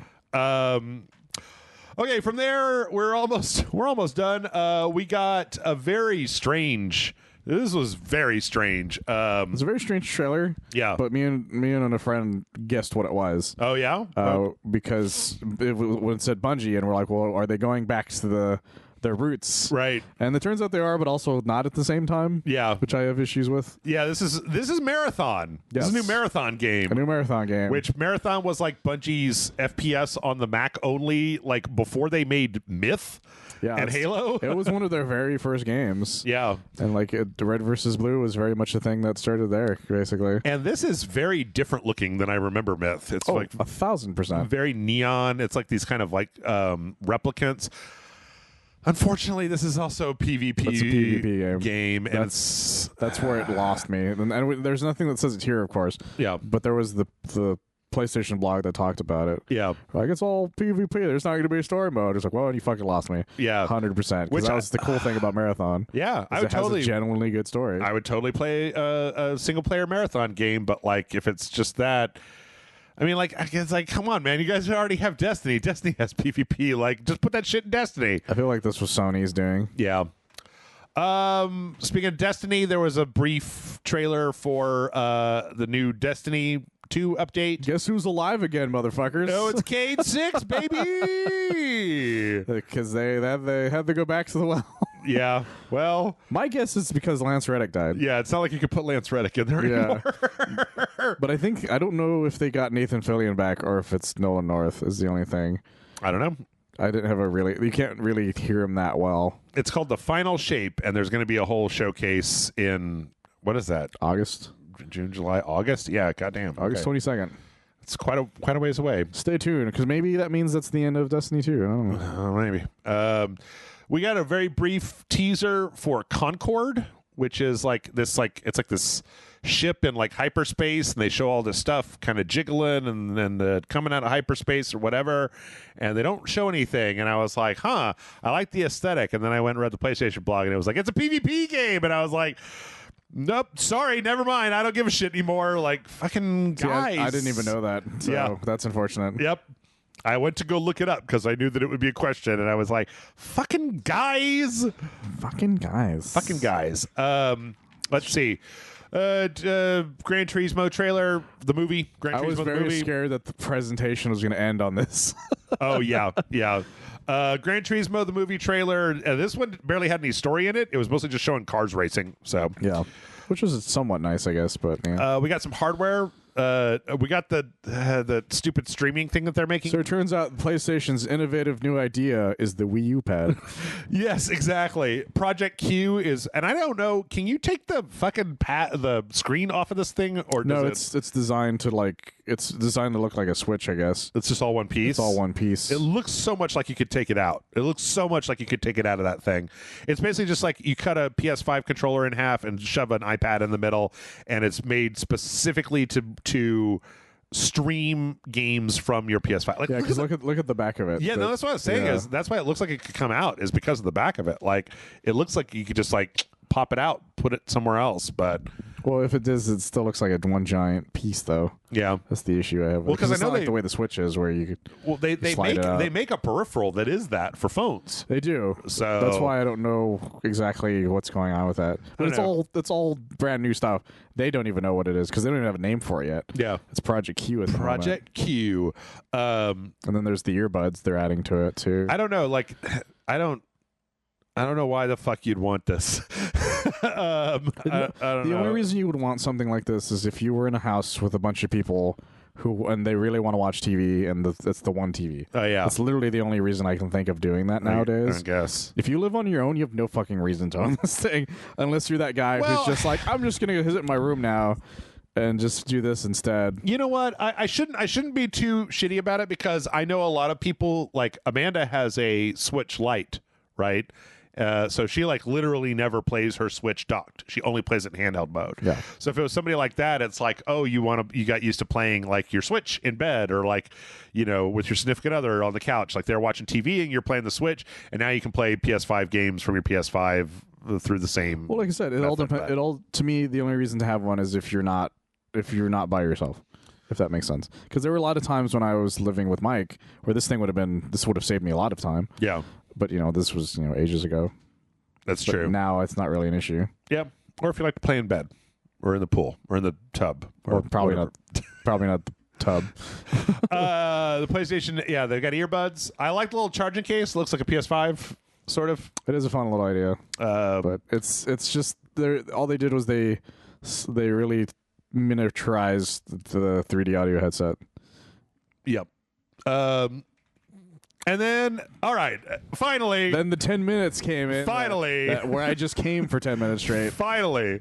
Yeah. We got this trailer. It started out with this guy, and I was like, oh, look, it's like they made Kraven the Hunter into like an emo dude. I was scared that was Kraven the Hunter. Because he got the little like leopard pauldron, right? Yeah. And then he goes to stab the guy, and then fucking like, oh no, here's actual Kraven the Hunter comes up behind him. He still has a tiny man bun, though. Yeah. That's my only issue with Kraven right now. Kraven? Yeah, because he has a tiny man bun in his head. Oh, okay. He's like it's like when a guy tries to do a ponytail but he doesn't have enough hair for it. It just looks kind of funny to me. Yeah, and apparently part of the plot of this new Spider-Man game is going to be that Kraven the Hunter is like, I can't find prey to hunt, so I'm going to go to New York. And apparently they're just fine letting you drive around like drones and military vehicles. They're just cool with it to hunt whatever monsters you want. Like, he's got a permit, Jeff. At least Silver Sable showed up with like an army. But like Kraven, come on, like. Kraven's some hunting, Jeff. And there was a point in time where Kraven made a certain amount of sense, but it's like the world's most famous hunter. And I'm like, who is the current most famous hunter in our world? It's like, nobody cares. It used to be Steve Irwin. That's because he had a TV show. Yeah, but he wasn't the Kraven the Hunter. Well, that was the thing. Well, that's what I liked about the Ultimate version of him. The Ultimate Comics version of him was that. Yeah. Like he was like, you think he's going to be a threat, but it turns out he was just like some bullshit. Yeah. So yeah, and then we knew that there was going to be some Venom. We knew there was going to be a symbiote somewhere in this game, right? But I don't know that we knew that we were going to have symbiote Spider-Man. No, right? Like, because I thought the idea was that Venom was just going to show up. Yeah, because that has happened and stuff before. But I like the fact that they are doing the whole thing. Yeah, they're not half-assing it. Like he actually is getting this outfit, and the combat of it reminds me a lot of Prototype. No, well, yes, but also no. There's of another Spider-Man game called Web of Shadows. Did you ever play that one? I did. I haven't played as many Spider-Man games as you have. Well, in that one, there was the choice between the normal outfit and the symbiote outfit. And whenever you did the symbiote outfit, it did prototype-like attacks. Oh, okay. And so they're doing that exact idea again. But it looks really fucking cool. Yeah. Like I like the fact that it doesn't lean in the fact that that he's just wearing it like a normal outfit. He knows full well that it's some crazy shit, and he's using it to the full extent he can. Yeah. He's also being a big spider dick. He's being a big old jerk ass. He's being a giant asshole like, in the outfit. Yep. There's a great sequence where like he saves somebody, but instead of slightly putting him down, just throws him on the ground. He's like, "Fuck you, get out of my fucking face." We also found out that what this sequence that has him fighting starts at Kirk Connors' house.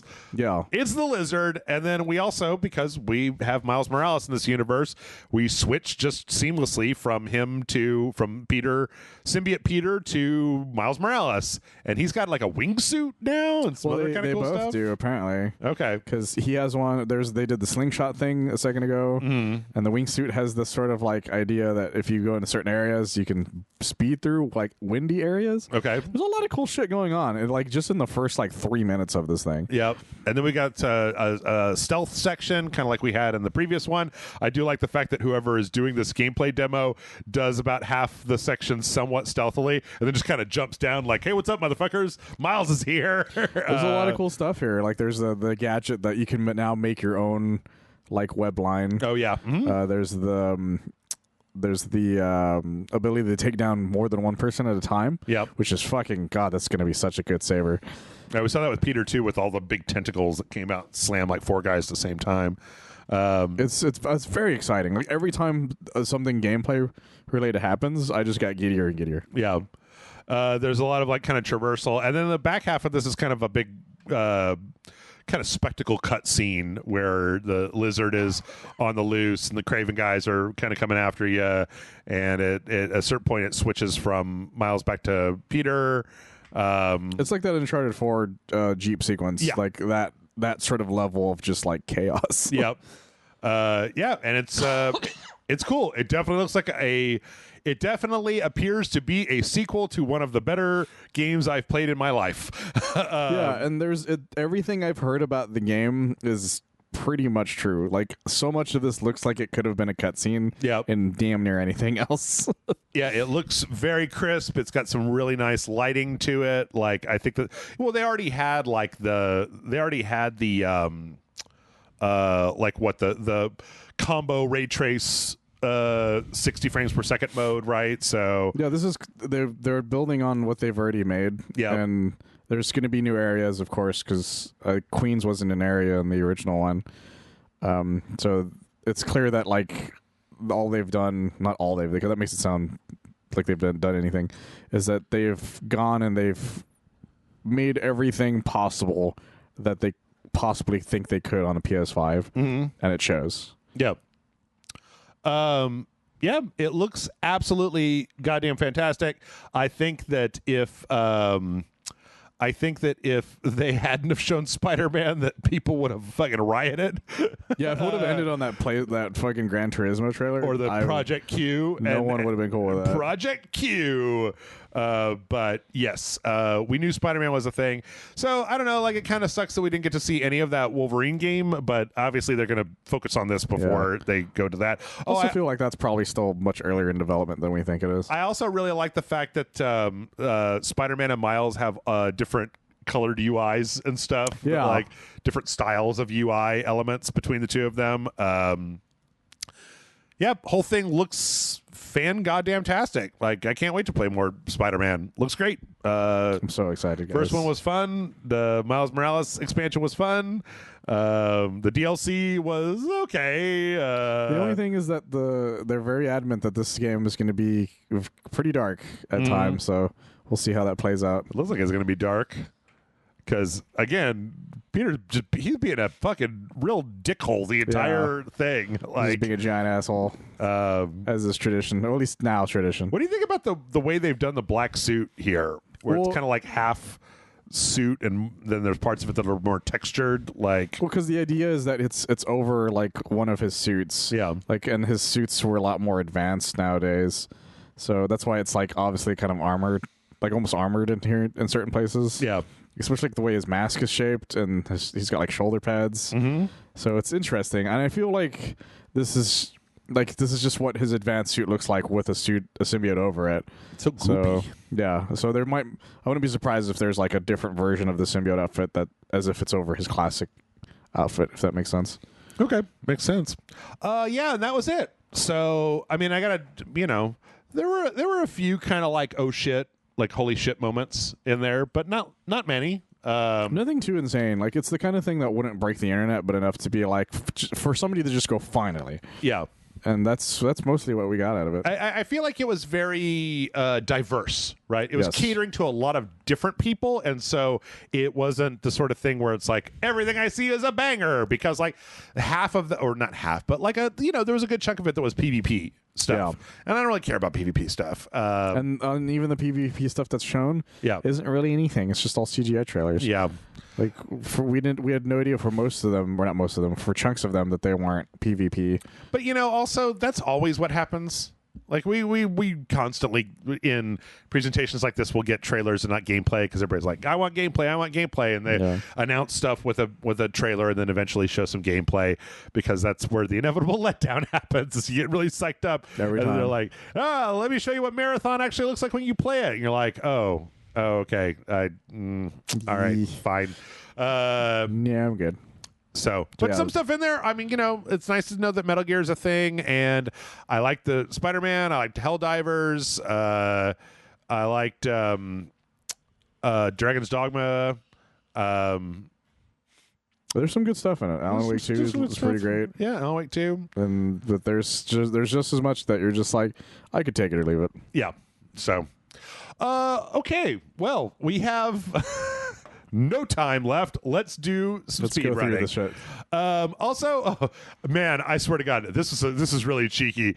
Did you see this? I did. Xbox tweeted right after their thing, like, what a good-looking group, and it was this thing that said coming to Xbox, and it just had a whole shitload of the things that were in that showcase. So, Immortals, Ghost Runner 2, Marathon, Metal Gear Solid, Dragon's Dogma 2, Alan Wake 2, Plucky Squire, Teardown, Assassin's Creed Mirage, Neva, whatever, Cat Quest, Pirates of the Caribbean, and Talos Principle 2, all coming to Xbox also. So it wasn't even like a big, this shit is all our shit. Yeah, honestly, the only one on there that it's not even disappointment. It's just the only one that was somewhat surprised was the Metal Gear one.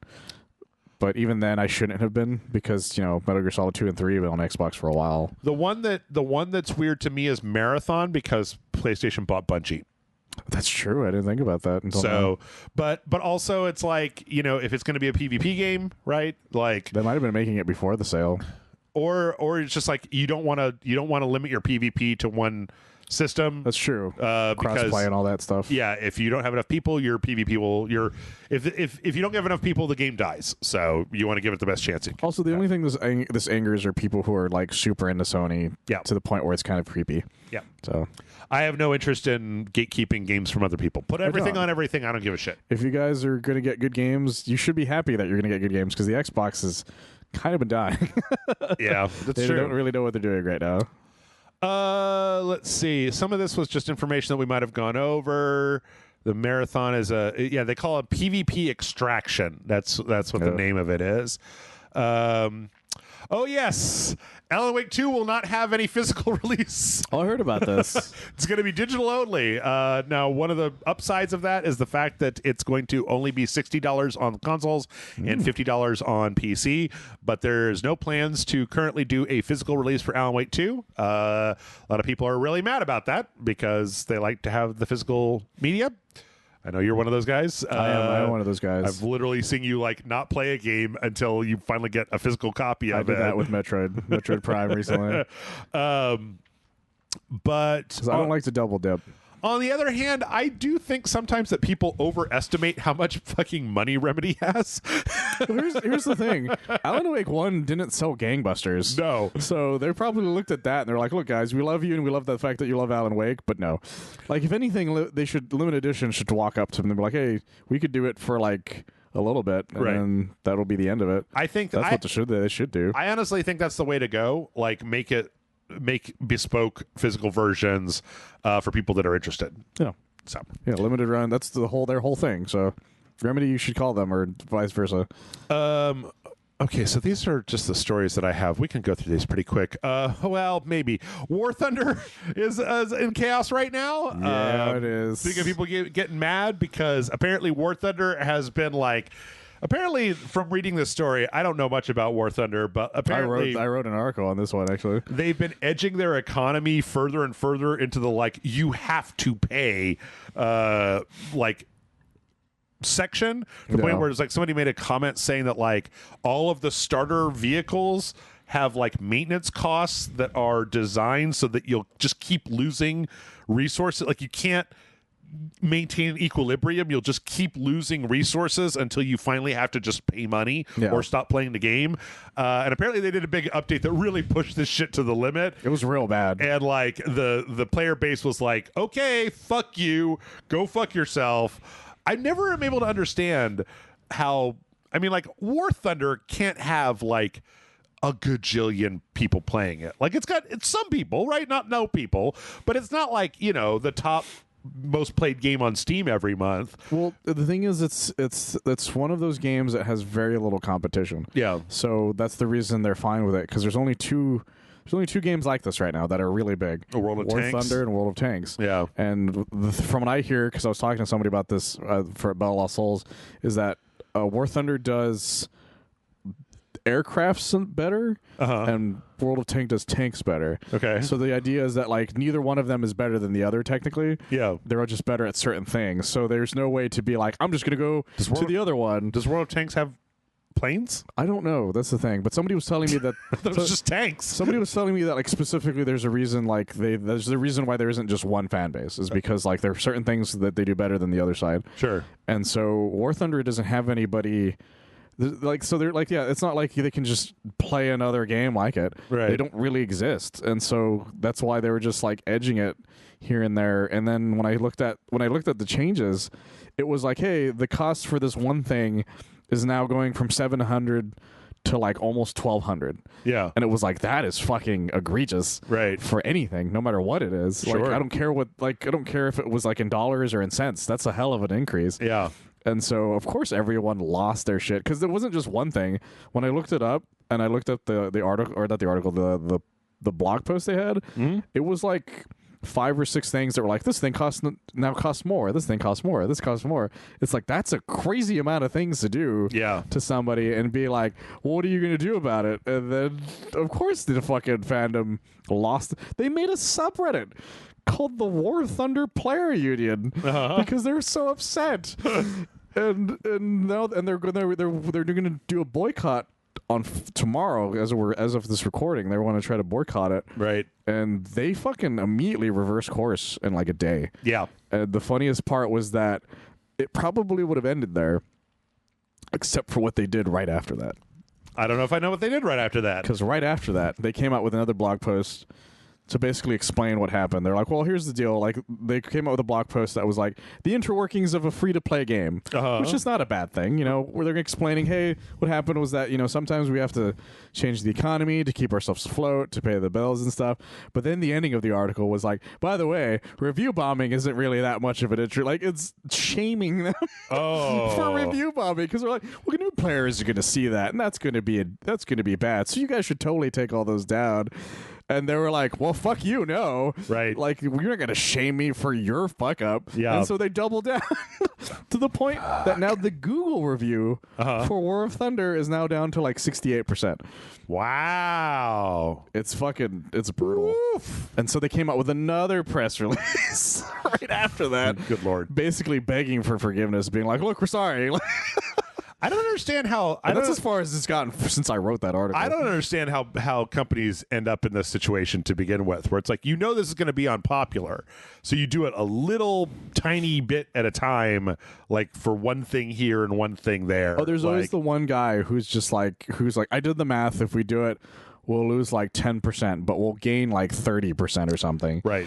And then there was like, that's a great idea, not realizing that that's not how that works. Yeah. Yeah. So, yeah, well, the other thing I saw was in their Reddit, they were talking about how, like, they're going to do a boycott on Friday, but, like, today they were just going to grief new players. Oh, jeez. Like, the day before. See, that I didn't know about. So that, like, the day before, well, I don't know. They called it seal hunting. And I was just using, like, the... That's a terrible seal name. Clubbing, actually, is what they called it. But, like, the only thing I can think of, I didn't look it up, so I could be wrong, but it seemed like what they were saying was, like, the day before we boycott, we're going to go into the server and grief every new player so hard that they'll never come back, so that when we do the boycott, it won't even be like new players. It'll be like all the new players got scared off and all the old players refused to play, and so this shit's just a fucking ghost town. That's diabolical. So diabolical. Woo! I say good luck to you, War Thunder players. You guys seem like you've got a good like you've got a grievance, and I wish you well. Yeah, you should go to the subreddit. They have art about them like about. It's kind of amazing. It's mostly about beating up snails, because it's, I guess, the snail is like the logo of the Gaijin Entertainment or something. Let's see. Ubisoft. The Prince of Persia remake is there was an interview on. It's on Ubisoft's actual site. Ubisoft Forward, yeah, where they talked about. It makes it sound like they've gone all the way back to like the conception stage for the Prince of Persia remake. That's literally what they said. That's what they said. and I feel like me and you and maybe everybody else in the world is like, what do you need to conceive? What do you need to conceive? Just remake Prince of Persia Sands of Time. Like, the combat engine could be updated a little bit, right? But, like, what do you need to think about? Like, it's not like are you going to redo the levels? Are you going to redo the dialogue? Why don't you just remake the game and then put it out? Like, it could have been done by now if you guys weren't fucking around this hard. Well, they're rebuilding it from scratch, which can take some time, but that's not conception. That's just, no, but that's the funny thing is that I was doing some research on this because I did write an article for this. I don't know if it's going to come out soon. That about the studio that was working at before, which was those Indian studios, is that the rumor is that the engine they were working with wasn't even capable of doing anything that you can do in Prince of Persia: Sands of Time. God damn! Like, because they were like, well, because apparently they were using some sort of Assassin's Creed engine originally. But the fun thing about some Assassin's Creed games is you can't wall run in any of them. And it turns out that engine was not designed for that in any shape, way, or form. Okay. Which is the entire point of Prince of Persia. Yeah. So that was the rumor. So it's the rumor as to why the Montreal took it. So I think the idea is that maybe they want to try to make it as best as they possibly can, because it's also it's a legacy thing for Ubisoft Montreal. Sure. They're the ones who made the original one. So they want to give people, like, they want to make up for how fucked up that other trailer looked like. It seems to me like an inordinate amount of problems for something that should not require as much like constant. Like, how the fuck did they even start developing on an engine where you can't wall run? That's a core mechanic in the game, right? So my favorite thing about everything you said, that should just be the tagline of Ubisoft as a company right now. Because Ubisoft has been fucking up consistently. That's true. I don't know what happened at some point. Yeah. Well, actually, I kind of do. We kind of do know what happened, is that Ubisoft angered so many of their own employees, they left. Yeah. So all they got left with, apparently, were the Three Stooges. It's one of those things. Just license Unreal Engine and be done with it. Like, what the fuck are you doing? Why are you trying to do this in a way that, like, again, that just to quote Hermes Conrad, that just raises further questions. It does. Like, how would you start development with an engine that you couldn't wall run in? Like, I want to see a stick figure. I want to see a triangle go up on a rectangle and come back down in a wall run fashion before we even start making vests and ponytails and sands what are of time. Exactly. Like, how could you even start development on a thing that could have such a fundamental problem? And then that just brings me to this of like, what the fuck are you conceiving? What do you need time to think about? Like, start building it. Like, look at it and go, that, but better. Look, there, I did it for you. I conceived of Prince of Persia Sands of Time remake. This thing was announced like 3 years ago. Yeah. And the fact that they're back to square one is it's not sad. Barely even square one. It's like -1. They're thinking about it. They're thinking about it. Really insane. And it's not unheard of. Yeah. Because it happens, to some games. But it's very rare for a studio to just outright tell you that that's what's happening. True. Let's see. Hey, remember Mortal Kombat from last week? All the DLC fighters leaked for it. Uh-oh. Whoops. Thanks to the Italian Amazon. Yep. But it's a pretty good lineup because we've got, from Mortal Kombat, we've got Ermac, Takeda, and Quan Chi, but we also have the goofy ones that appear that they're going to be Peacemaker, Homelander, and Omni-Man. And what a great lineup for Mortal Kombat. A fantastic lineup. What a great group of characters to be. Like, all of the incredibly violent, like, because, you couldn't put Homelander in Injustice 3. No. Right? Well, you could, but it wouldn't be a very interesting thing to do. It would be very good, yeah. But you could totally put him in Mortal Kombat and let him rip RoboCop's arms off. Like, the thing I want to know, though, is Omni-Man going to get J.K. Simmons? Are they going to get J.K. Simmons to be in a Mortal Kombat game? I bet they that's could. what I want. I bet they could. For him to be. I know John Cena is going to do Peacemaker. Yeah, John Cena will do it. He'll do it. He'll anything. Do it. Yes. That's what I love about the man. And Homelander, that guy likes that character a lot. He'll totally do it. Yeah. I just wonder if there's going to be a really creepy, like, what does Homelander's fatality look like? I'm sure it involves milk in some way. Oh, goodness. What a great lineup. What a great lineup for DLC. Even if that's just the first, because oh god, I hope he has a taunt where he does that, like, I'm scared thing that he does before he vaporizes that one guy. Yep. Dude, I just hope that the winning screen for Omni-Man has him doing the think mark. Oh yeah, that's exactly what it should be. If it's not, then you have failed me. And if it's an unlockable, I will do everything in my power to unlock it. What if his fatality? What if Omni-Man's fatality is that he grabs the other fighter and throws them, and then you see them go through a portal, and then he goes through the portal, and it's that world that he destroys, and then he's just destroying the world along with everyone, along with that same character nuking the entire planet, and then he just comes back. And he's got the beard. So what they need to do, because this is the most fucked up possible one they could do, because it was the most fucked up thing in the sequence of the show, is that he holds the player in front of a train. Oh, right. And then you see all the people getting pulped through the train. It's just going to be like the ultimate fatality. Do you think the Peacemaker's fatality will involve the Eagle-Y? Oh, 100%. 100%. If it doesn't, again, who's his crazy friend? Vigilante? From the show? Yeah. That was great. I'm cool with all of this. Great. I'm excited. I'm very excited. Oh, man, we got to go a lot faster. Ooh, we still got trailers and other stuff. Okay. Nope. I'm cutting. Nope. Yoshi P made the entire. You know what? Okay, fuck it. You know what? I'm sorry. I did all that, and we're gonna just do it. We're gonna do it. We're gonna have the full thing, because I like these stories. I pick these on purpose. Okay, some guy in Japan got arrested for putting clips of shit on YouTube. Oh, clips of what? This is a really weird story, and I'm going to do it super fast. Okay, this is a 52-year-old man named. Let's see. I'll find it in a second. Anyway, there's a 52-year-old man, Shinobu Yoshida, who is uploading condensed clips of Steins Gate and Spy X Family and like one other thing. Oh, the shows. Okay. Well, Steins Gate, I think one of them was like the games because those were games first, right? Yeah.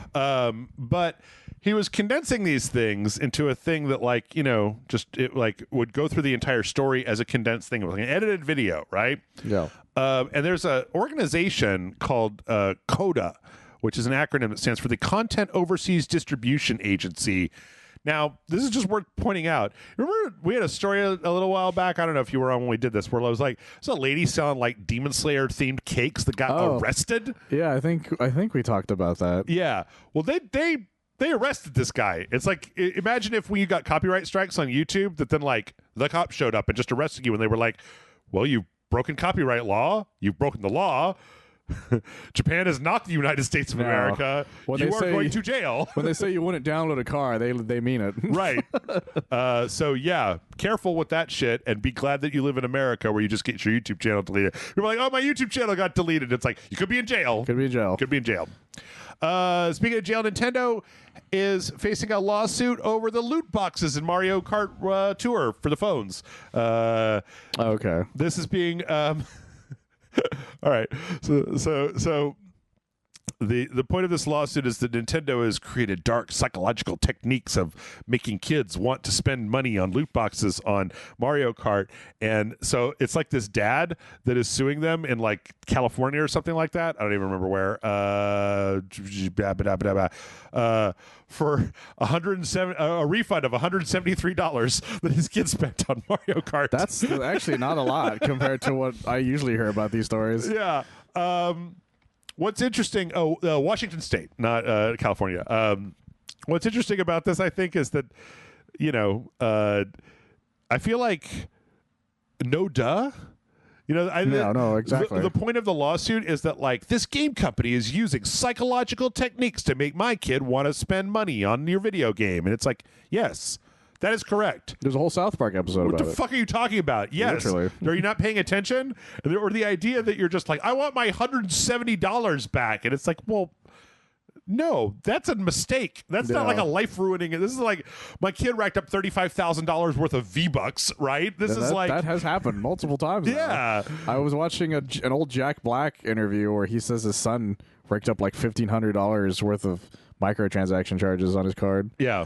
So I don't know. We'll keep an eye on that. Let's see. What the fuck? Where am I here? Okay. All right. We are going to start cutting some of this stuff. Yoshi P made his entire staff watch Game of Thrones before they could do Final Fantasy 16. That must have been horrifying. I think that sounds terrible. Like I said, you guys all need to go out and buy the box set of Game of Thrones. This is what we're doing. I was talking to you on the break about why I don't think Game of Thrones is a good model for your JRPG. No, it's not. But we're just going to do the Red Wedding over and over again. Yep. Let's see. Strauss Zelnick has come out and basically said that like they're not seeing any. Strauss Zelnick is such a fucking piece of shit. There's a reason they named that guy after him in Red Dead Redemption 2. Yeah. He said that when they did the analysis after they raised the price of games to $70, they found that like, well, people that didn't have a lot of cash, they would just buy more discount games and like fewer AAA games because they couldn't afford them because of the price raise. And like, that's acceptable to us. And it's just like, Jesus, man, don't say that shit out loud. Like, pretend to have some contrition, God damn it. Well, what I like about it is that he's the only guy who likes saying the quiet part out loud. Yeah. He loves doing that shit. Here's a quote. What we're seeing is consumers are seeking to limit their spending by going either to the stuff that they really, really care about, blockbusters, or to value, and sometimes it can be both. And the good news is we have a bunch of blockbusters and we have a wonderful catalog. That's true. That's the reason he's cool with it, is that he is part of a company where it's very difficult to be like, well, what are you going to do? Not buy GTA 6? Right. This is one that we probably could have spent more time on, but Embracer Group was supposed to do a $2 billion merger deal. About this, actually. That fell through. It's unclear who they were going to be doing this this deal with, but apparently it was very much a friendly handshake deal that fell through. The rumor is it involved Xbox. Oh, yeah. I think that was the rumor. I can't remember. There's a specific rumor involving a company that it just fell through. I think the reason it was an Xbox theory was because of the idea that maybe it fell through because they kept saying it was external reasons for falling through. So they're thinking maybe it was the Activision Blizzard thing that might have caused it to fall through. Well, part of that was that Embracer stock lost 45% of its value. Yeah, they lost a shit ton of value. It got bad. So if you want to buy stock, you should do it now. Yeah, it's interesting because apparently a lot of their stock's value was based on the fact that this deal was kind of like a thing that was known. And so a lot of their plans moving forward were based on the idea that this was going to happen. And so the fact that it didn't happen was a big blow to the company. Yeah. On the bright side for them, Dead Island 2 was the biggest launch in Deep Silver's history. Good for them. 2 million units. 1 million the first weekend, and then over the course of the next 2 million. Who would have thought that Dead Island 2 would end up being a big success story eventually? That actually is very surprising. Yep. Because stuff like this that's been stuck in development hell, it doesn't usually have a good ending like this. True. Let's see. Cliffy B is still trying to get Lawmakers back out. He is. He said, "We're talking to some bros. I got a buddy in the studio in L.A. and they're talking to Nexon and they're going to do it." The rumor is that buddy in L.A. is Justin Roiland. Oh God, is that really the rumor? Yes. Oh my God, he's got nothing else to do right now. Apparently, Justin Roiland and Cliff Bleszinski are super broed out. They're good friends. And then also Cliff Bleszinski apparently just drank a bunch of vodka sodas and went on to Twitter and started complaining about there's been some rumors that Scalebound might be brought back. And he was talking about how why would they do that? I pitched them my game called Dragonflies where you're samurais on these floating islands that are trying to fight these demons on the ground. And why would they passed on that? Why would they bring Scalebound back and not do what I wanted? And it's just Cliffy B, chill, bro. Do you need work? Do we need to get you a job at Home Depot so that you just quit drinking and getting on to be you know what the people want? You know the people they want lawbreakers. I'm gonna get Squanch guy. I'm gonna get Morty to bring lawbreakers back, and we're all what is he talking about? He's they won't even make my game. They won't make the game that I pitched them 5 years ago. Cliff. He's super bitter. There was a lot of. I remember when he was first talking about trying to bring lawbreakers.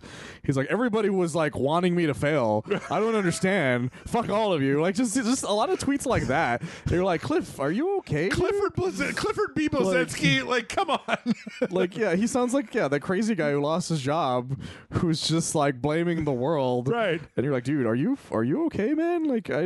There's something.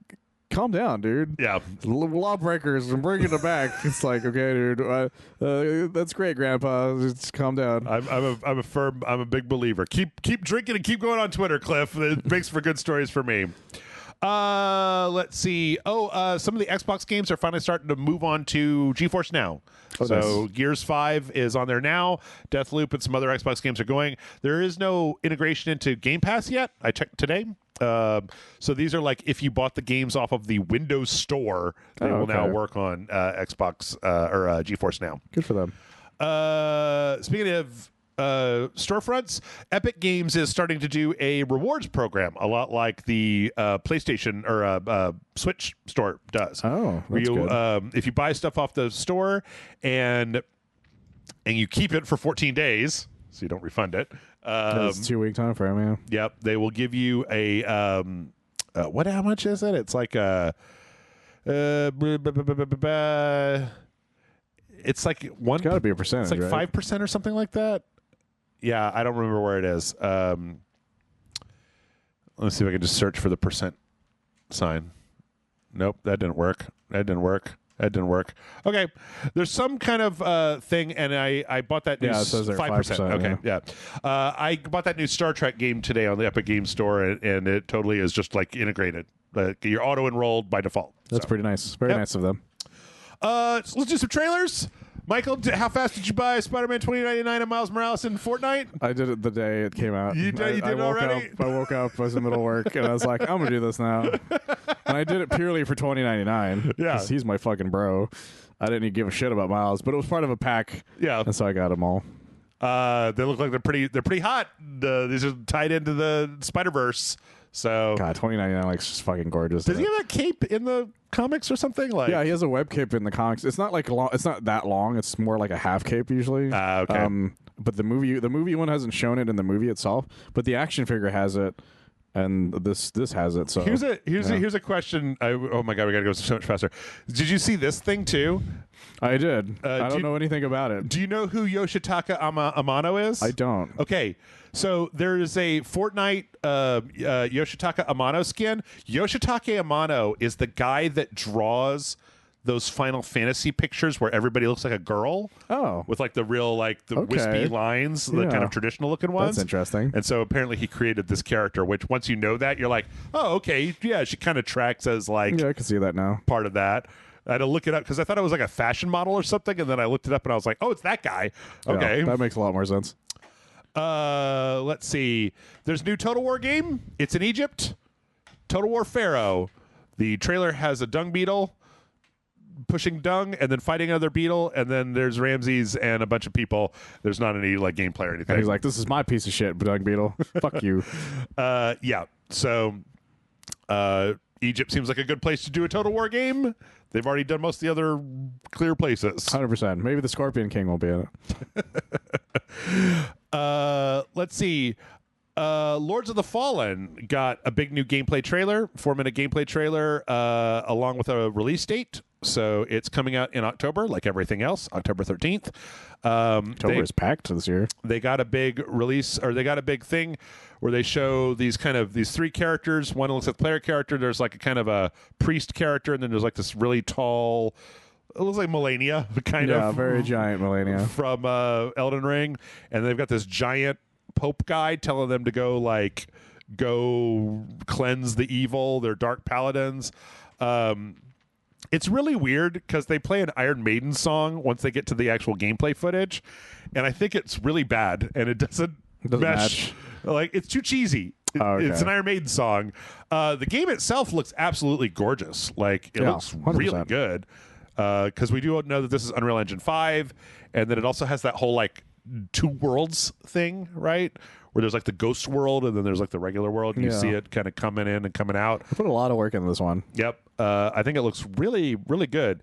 It looks a lot like Dark Souls and Bloodborne mashed together. Yeah, and there's nothing wrong with that. Which hasn't happened as much. Like, I think this looks a lot better than that PlayStation game.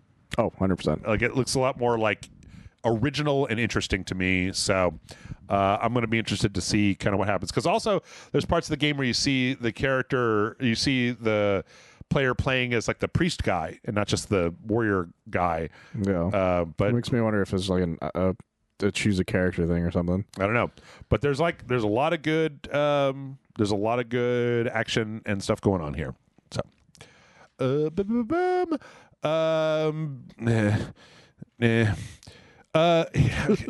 So here's a really weird story. I don't know if you know about this. I did, actually. Ikumi Nakamura, the lady that was on stage that everybody liked about Evil Within 2. Yeah. She was for Ghostwire. Oh yeah, Ghostwire. Yeah. It's spooky. It's the same studio, but yeah. She did a bunch of skins for Dead by Daylight. So she did skins for two of the killers and one of the survivors, which is really interesting. So yeah, they announced all this stuff during their 7th anniversary stream. Yeah, that they had. A lot of stuff was announced there.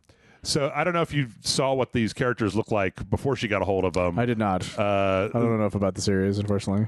Yeah, so the Oni is like very much he's like a kind of a big samurai looking guy that's like a crazy guy. Oh, okay. And then her kind of take on it was this idea that he's like living in the mountains, and so he's all kind of fucked up. This other character, the oh God, what is the name of this character? Legion or something. Legion, yeah. What's really interesting is that the Legion character, when you look at what they look like, they have this very like they're like a biker, right? Yeah. And they put them in like a 70s like kind of schoolgirl outfit almost. That's pretty cool. Yeah, so there's a lot of interesting stuff there. Also, we found out that there are there's some more spin-off games being made. Yes. There is a one being made by Supermassive Games, which I think is perfect. That's a great idea. Perfect. The other one is being made by Midwinter Entertainment, which is a little bit more niche, but the idea of a single-player Dead by Daylight, an actual one, not a dating simulator, is kind of exciting. It's a great, fantastic idea. And then they're coming out with the movie is still being worked on too. They also came out with a trailer for the next DLC, End Transmission, which is sci-fi themed. It's going to have a new survivor. They're it's going to space. A new planet. I thought it was really interesting. I didn't realize until the end when they showed what the new killer looks like, which I forget what it's called. It looks fantastic. It's the Singularity. The Singularity. Yeah. It looks like Virus from the movie Virus. I didn't even think about that. Like it's kind of this techno-organic thing.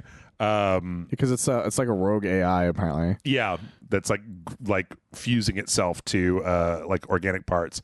I saw some people playing it on like their beta servers, and it looks really cool there too. So. It's one of the more horrifying character designs they've had in a while. Yep, especially for the original ones. What's crazy is that it can shoot those little blobs, and they're like cameras that it can look through. Oh. But then if it sees people, it can literally turn that camera into another it could teleport into the camera and regrow itself from there. Okay, so yeah, that explains what he's doing in the trailer. Yeah. Night Dive is doing a System Shock 2 remake. Not remake, enhanced edition. Okay. And we got the first look at that. A lot of it was cutscene that looks like it's mostly just kind of been AI upsampled. Like there's a little bit of the game, and it's very just like, oh yeah, that's System Shock 2, just with slightly higher resolution. There's nothing too bad about that because that game was already pretty solid. Yep. They probably use a little bit more work. They put a lot of work into that System Shock remake. They did. So, but this is just a remaster. So yeah. True. That's the main difference, guys. Remasters and remakes. Very true. Let's see. Speaking of that Star Trek game, we got a launch trailer for Star Trek Resurgence. I'm looking forward to playing this. By the time this podcast come out, I may be sadly I may be very sad about what happened. I've always wanted Star Trek to have a good game, and this one looks like it could be a good game, but boy, it's all about choices, Jeff. They're mostly bad. Well, but see, the thing is that I thought that too, but then when you look at this trailer, there's like some stuff that happens at the end where like that's like cover-based shooting or like piloting the ship. It could be both. That's the main thing. So I don't know. Just like it doesn't need to be all shooting, but like some shooting. So I don't know. We'll see. They've been working on this for a long time. Of course, fucking Frakes will show up to do Riker whenever, wherever. Yeah, doesn't matter. If we called him and like, hey, you want to be Riker on the RageSelect podcast? He'll be at the door. He's a lot like Tim Allen in Galaxy Quest, right? 100%. It's just $500. Yeah, Except man. He's like a real nice guy, at least. That other League of Legends game, Convergence, launched the side scroller with the time stuff. So we got the launch trailer for that. This one looks, I think, a little better than that Mage Seeker one from the last one. I don't know. We're gonna get a chance to play this one pretty soon as well. It's a lot more straightforward. Is the main thing. Yeah, I like a side scroller. I like time powers. I like a side scroller, time powers. Yeah.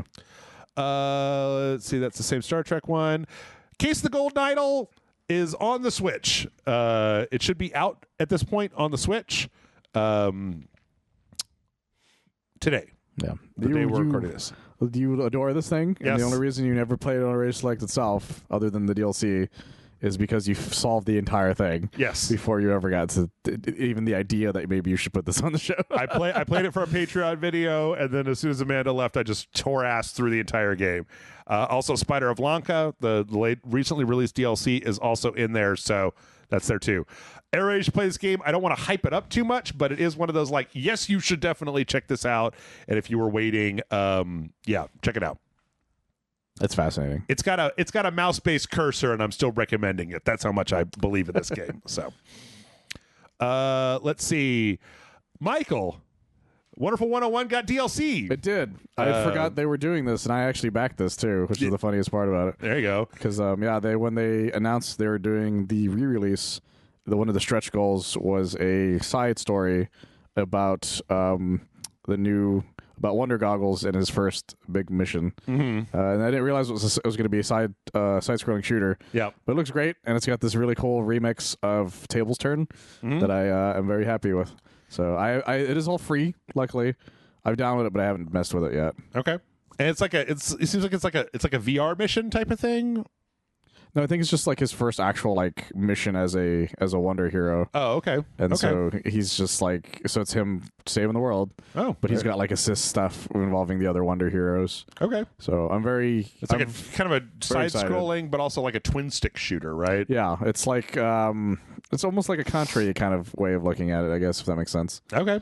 But it looks great because Wonder Goggles is he's a shooting character. So and then there's going to be another one at some point. They're gonna make another part because this is just part 1. I forgot when part 2's rumored to come out, but like I said, I completely forgot they were even doing it. But I'm happy that they made it all free. Yeah, definitely. Because there's one other DLC they did before that. It was like a time thing, and that one you had to pay for. Okay. Well, speaking of having to pay for stuff that used to be free, the next Power Wash Simulator expansion is SpongeBob SquarePants, which is interesting because they're underwater. Yep. Well, that's all SpongeBob SquarePants. I don't understand any of it. That's true. But they did a lot more work in here because they had to like replace the character model because you couldn't just have the Power Wash guy and the gun, the gun and everything. So this is going to be $8 as opposed to free, which was what the Tomb Raider and Final Fantasy ones were. Did you hear that they've already added another thing they're going to do? The Warhammer thing? Where their Power Wash is coming to Warhammer. Power Wash coming to Warhammer. Can't wait. For the Emperor, I guess.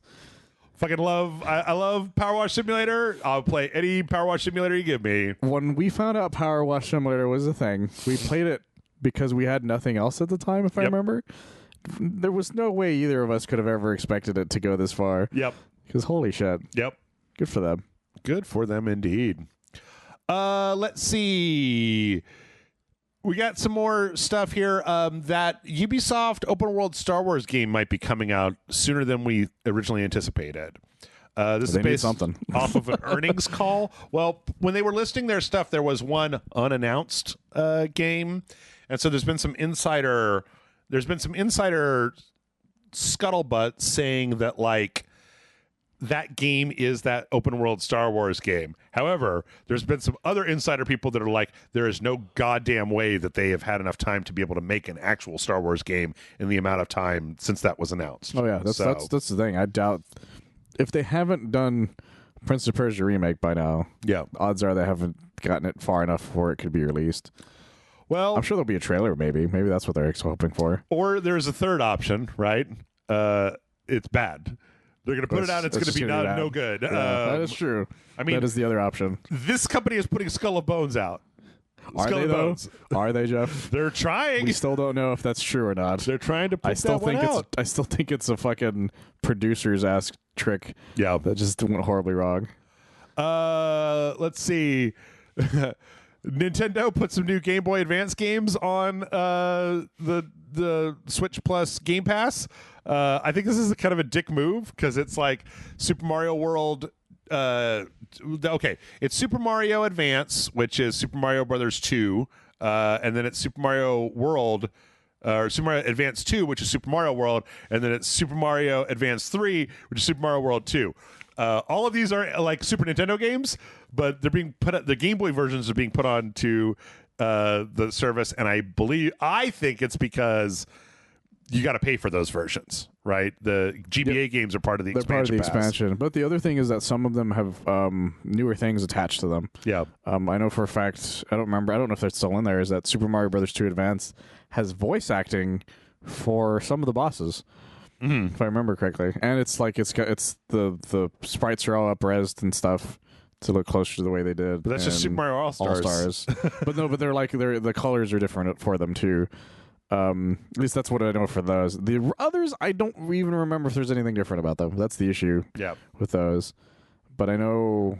Well, I know that some of them had one of them had original Mario Brothers in it too, right? Yeah, I don't remember. I know the reason to own 3 though was that it had those extra levels because of those. At the time, there were cards that you bought that you put into a scanner and unlock levels, but. They're all those extra levels are in the version they released here. But they did those already before these, if I remember correctly. Okay. But it was always weird as shit with the way they named those though. Yeah. Because you got confused midway through it, and I remember as a kid I was like, "This is stupid. Yeah. Why would you release it in this order and name them this order? Because that makes no fucking sense." Yep. Let's see. There's this weird Inspector Gadget party game that has been heard about announced. this actually. Called Inspector Gadget Mad Time Party that was announced. This is a Microids game, and it was it's going to be on the PC and the PlayStation and the Switch. And I don't know if there's any interest. Maybe we'll put it on the Xbox. And people on Twitter are like, yes, please. And they were like, okay, we'll put it on the Xbox. It was the weirdest controversy of all time. It was my favorite controversy because it was, again, I've been watching a lot of South Park. So that episode of South Park where Cartman's like, I have this great theme park and you can't come. Right. And that's what he did to the Xbox fans. And they're like, you can't come and hang out with Inspector Gadget. And they're like, the hell I can. Right. And then they're like, well, that'll be like $30. And then they paid for it apparently at this point. And people were upset because they feel they got fooled. Let's see. AEW has a release date. AEW's wrestling is coming out June 29th. We'll get to see whether they're able, whether Ukes made a good decision by moving over there, or whether WWE is going to reign supreme in the Razzling world. We'll see how it goes. Yeah, this is the ultimate test if AEW can really overtake WWE eventually. Yeah. Because if they can't have good other things outside of their wrestling, then that's where things kind of fail eventually. Because that's the reason WWE works so well, at this point now at least, is that they have branched out so much that it's hard not to run into something WWE related. Absolutely. Michael, I got this one for you. Dead Cells is getting a physical release, or Dead Cells Castlevania, Return to Castlevania, has a huge release. I wasn't sure whether you would be interested in this, but they've got, retro covers, cards, lenticulars, snapshots, CD soundtrack, enamel pins, art book, whole 9 yards. I've debated getting this, but I already bought it digitally. Yeah. But I may buy the Switch one. I don't know. Because, I like it. It is Castlevania, but it's also Dead Cells. But you seem to really like the Dead Cells Castlevania. I really liked it so much. I liked it a lot, actually. I beat the shit out of that thing. Yeah. I spent an entire weekend doing that, almost everything in it. I don't think I actually ever managed to beat Dracula. So it took so long because once you die, you have to go all the way back. Yeah. And it's just so frustrating. But I beat him. It took a while, but I beat him. Anyway, those are coming August 11th, and you can pre-order them now. I don't think I've taken the Richter outfit off yet, actually. Let's see. What's the big one? 70 bucks? Yeah. That's not really bad at all. Not really. The only thing is they're usually much more limited. Yeah. Let's see. Speaking of limited edition bullshit that nobody should probably buy, but they're probably going to anyway. This has nothing to do with video games. I was just looking through various websites. Hasbro is putting out the Magneto's helmet from the 1997 X-Men cartoon. Of course they would, Jeff. Don't you want to be protected from psychics? Maybe if I had a Halloween costume that had the rest of it, because okay, they put this out and it's big enough for a human person to wear, right? Yeah, of course. So it's got to be able to go onto somebody's head. So that means it's bigger than you might think, and then they have a point where they show a person actually wearing it, and I'm like, no, this is stupid. You hear that, everybody? You need to buy Jeff a Magneto helmet. Don't buy me a Magneto helmet. I don't want it. It's too now. If you bought me a whole Magneto outfit that included the helmet, then no, don't do that either. You heard the man. Just give me money. Go to patreon.com/RageSelect. Give me the money you were going to spend on the Magneto helmet. I will put it to better use because I don't know how much this thing is, but however much it is, it's the answer. If it's like any of those other Hasbro ones, it's probably in the 150 range. Yeah. Because there's a lot. They make a lot of just mask and helmet type related things. Okay, I tell you what. If you did want to get me something that's a physical object, I don't like physical objects, but if you did want to get me something, the last thing on our list this week is this Lego Pac-Man thing that they're putting out. So it's a little Pac-Man cabinet.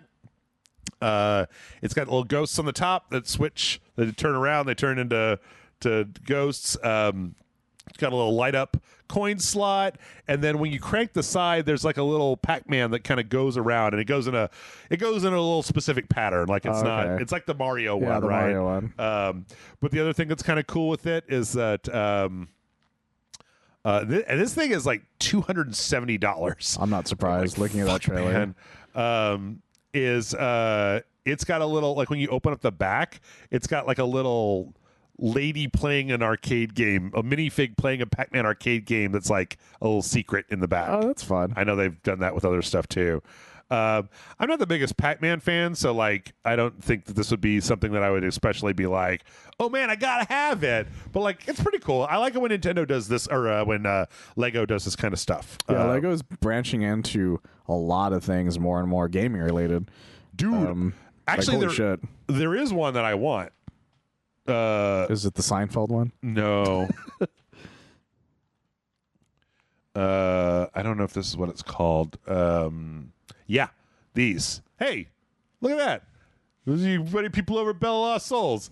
It's a series of like these 4 like postcards that are all space based, and they're like thin, and you can like put them all together, or you can separate them, and then you can kind of like change them around. There's one that's like kind of like a shooting star, and there's one that's like a rover. It's like a little space launch, and like like an alien planet. That's really cool. And they're just like little tableaus. Like they're not even like, they're just like, it's like a picture as opposed to a little statue. So that's really cool. Yeah. I didn't know that. It's pretty cool. I looked at those before and I was like, oh, plus I think this whole kit is like, it's like, it's not much. It's like less. It's $50. That's not bad. And at I'm all. like, oh yeah, I could waste $50 on a thing. I spent more than that on that Optimus I got, John. Yeah. And that's it. We went over. Yes, as is tradition. We went 15 minutes over. That's not too bad. No, it's not. For getting through all that. We've done much worse. Yeah. Michael, why don't you tell the fine people on the internet where they can find you? We're not over here. Help me out. You can find me at bellostsouls.net. I do their video game articles every Monday through Friday. I should be recording a review for Robots, so that should be out by the time this is up. Oh, for one of us? Yeah. Okay, go check that out. And then, I don't know, go to Patreon. Or maybe don't. I don't know. Do. I shouldn't be so wishy-washy. Go to Patreon. Give me $5. It's not that much. I need to buy Legos and also video games. Come on. It's just $5. All right. That was that. That was me whining for money. Do whatever you want. Now get out of here. Go enjoy your Monday or Sunday or whatever day you listen to this. Just buy already. Fucking, I don't know.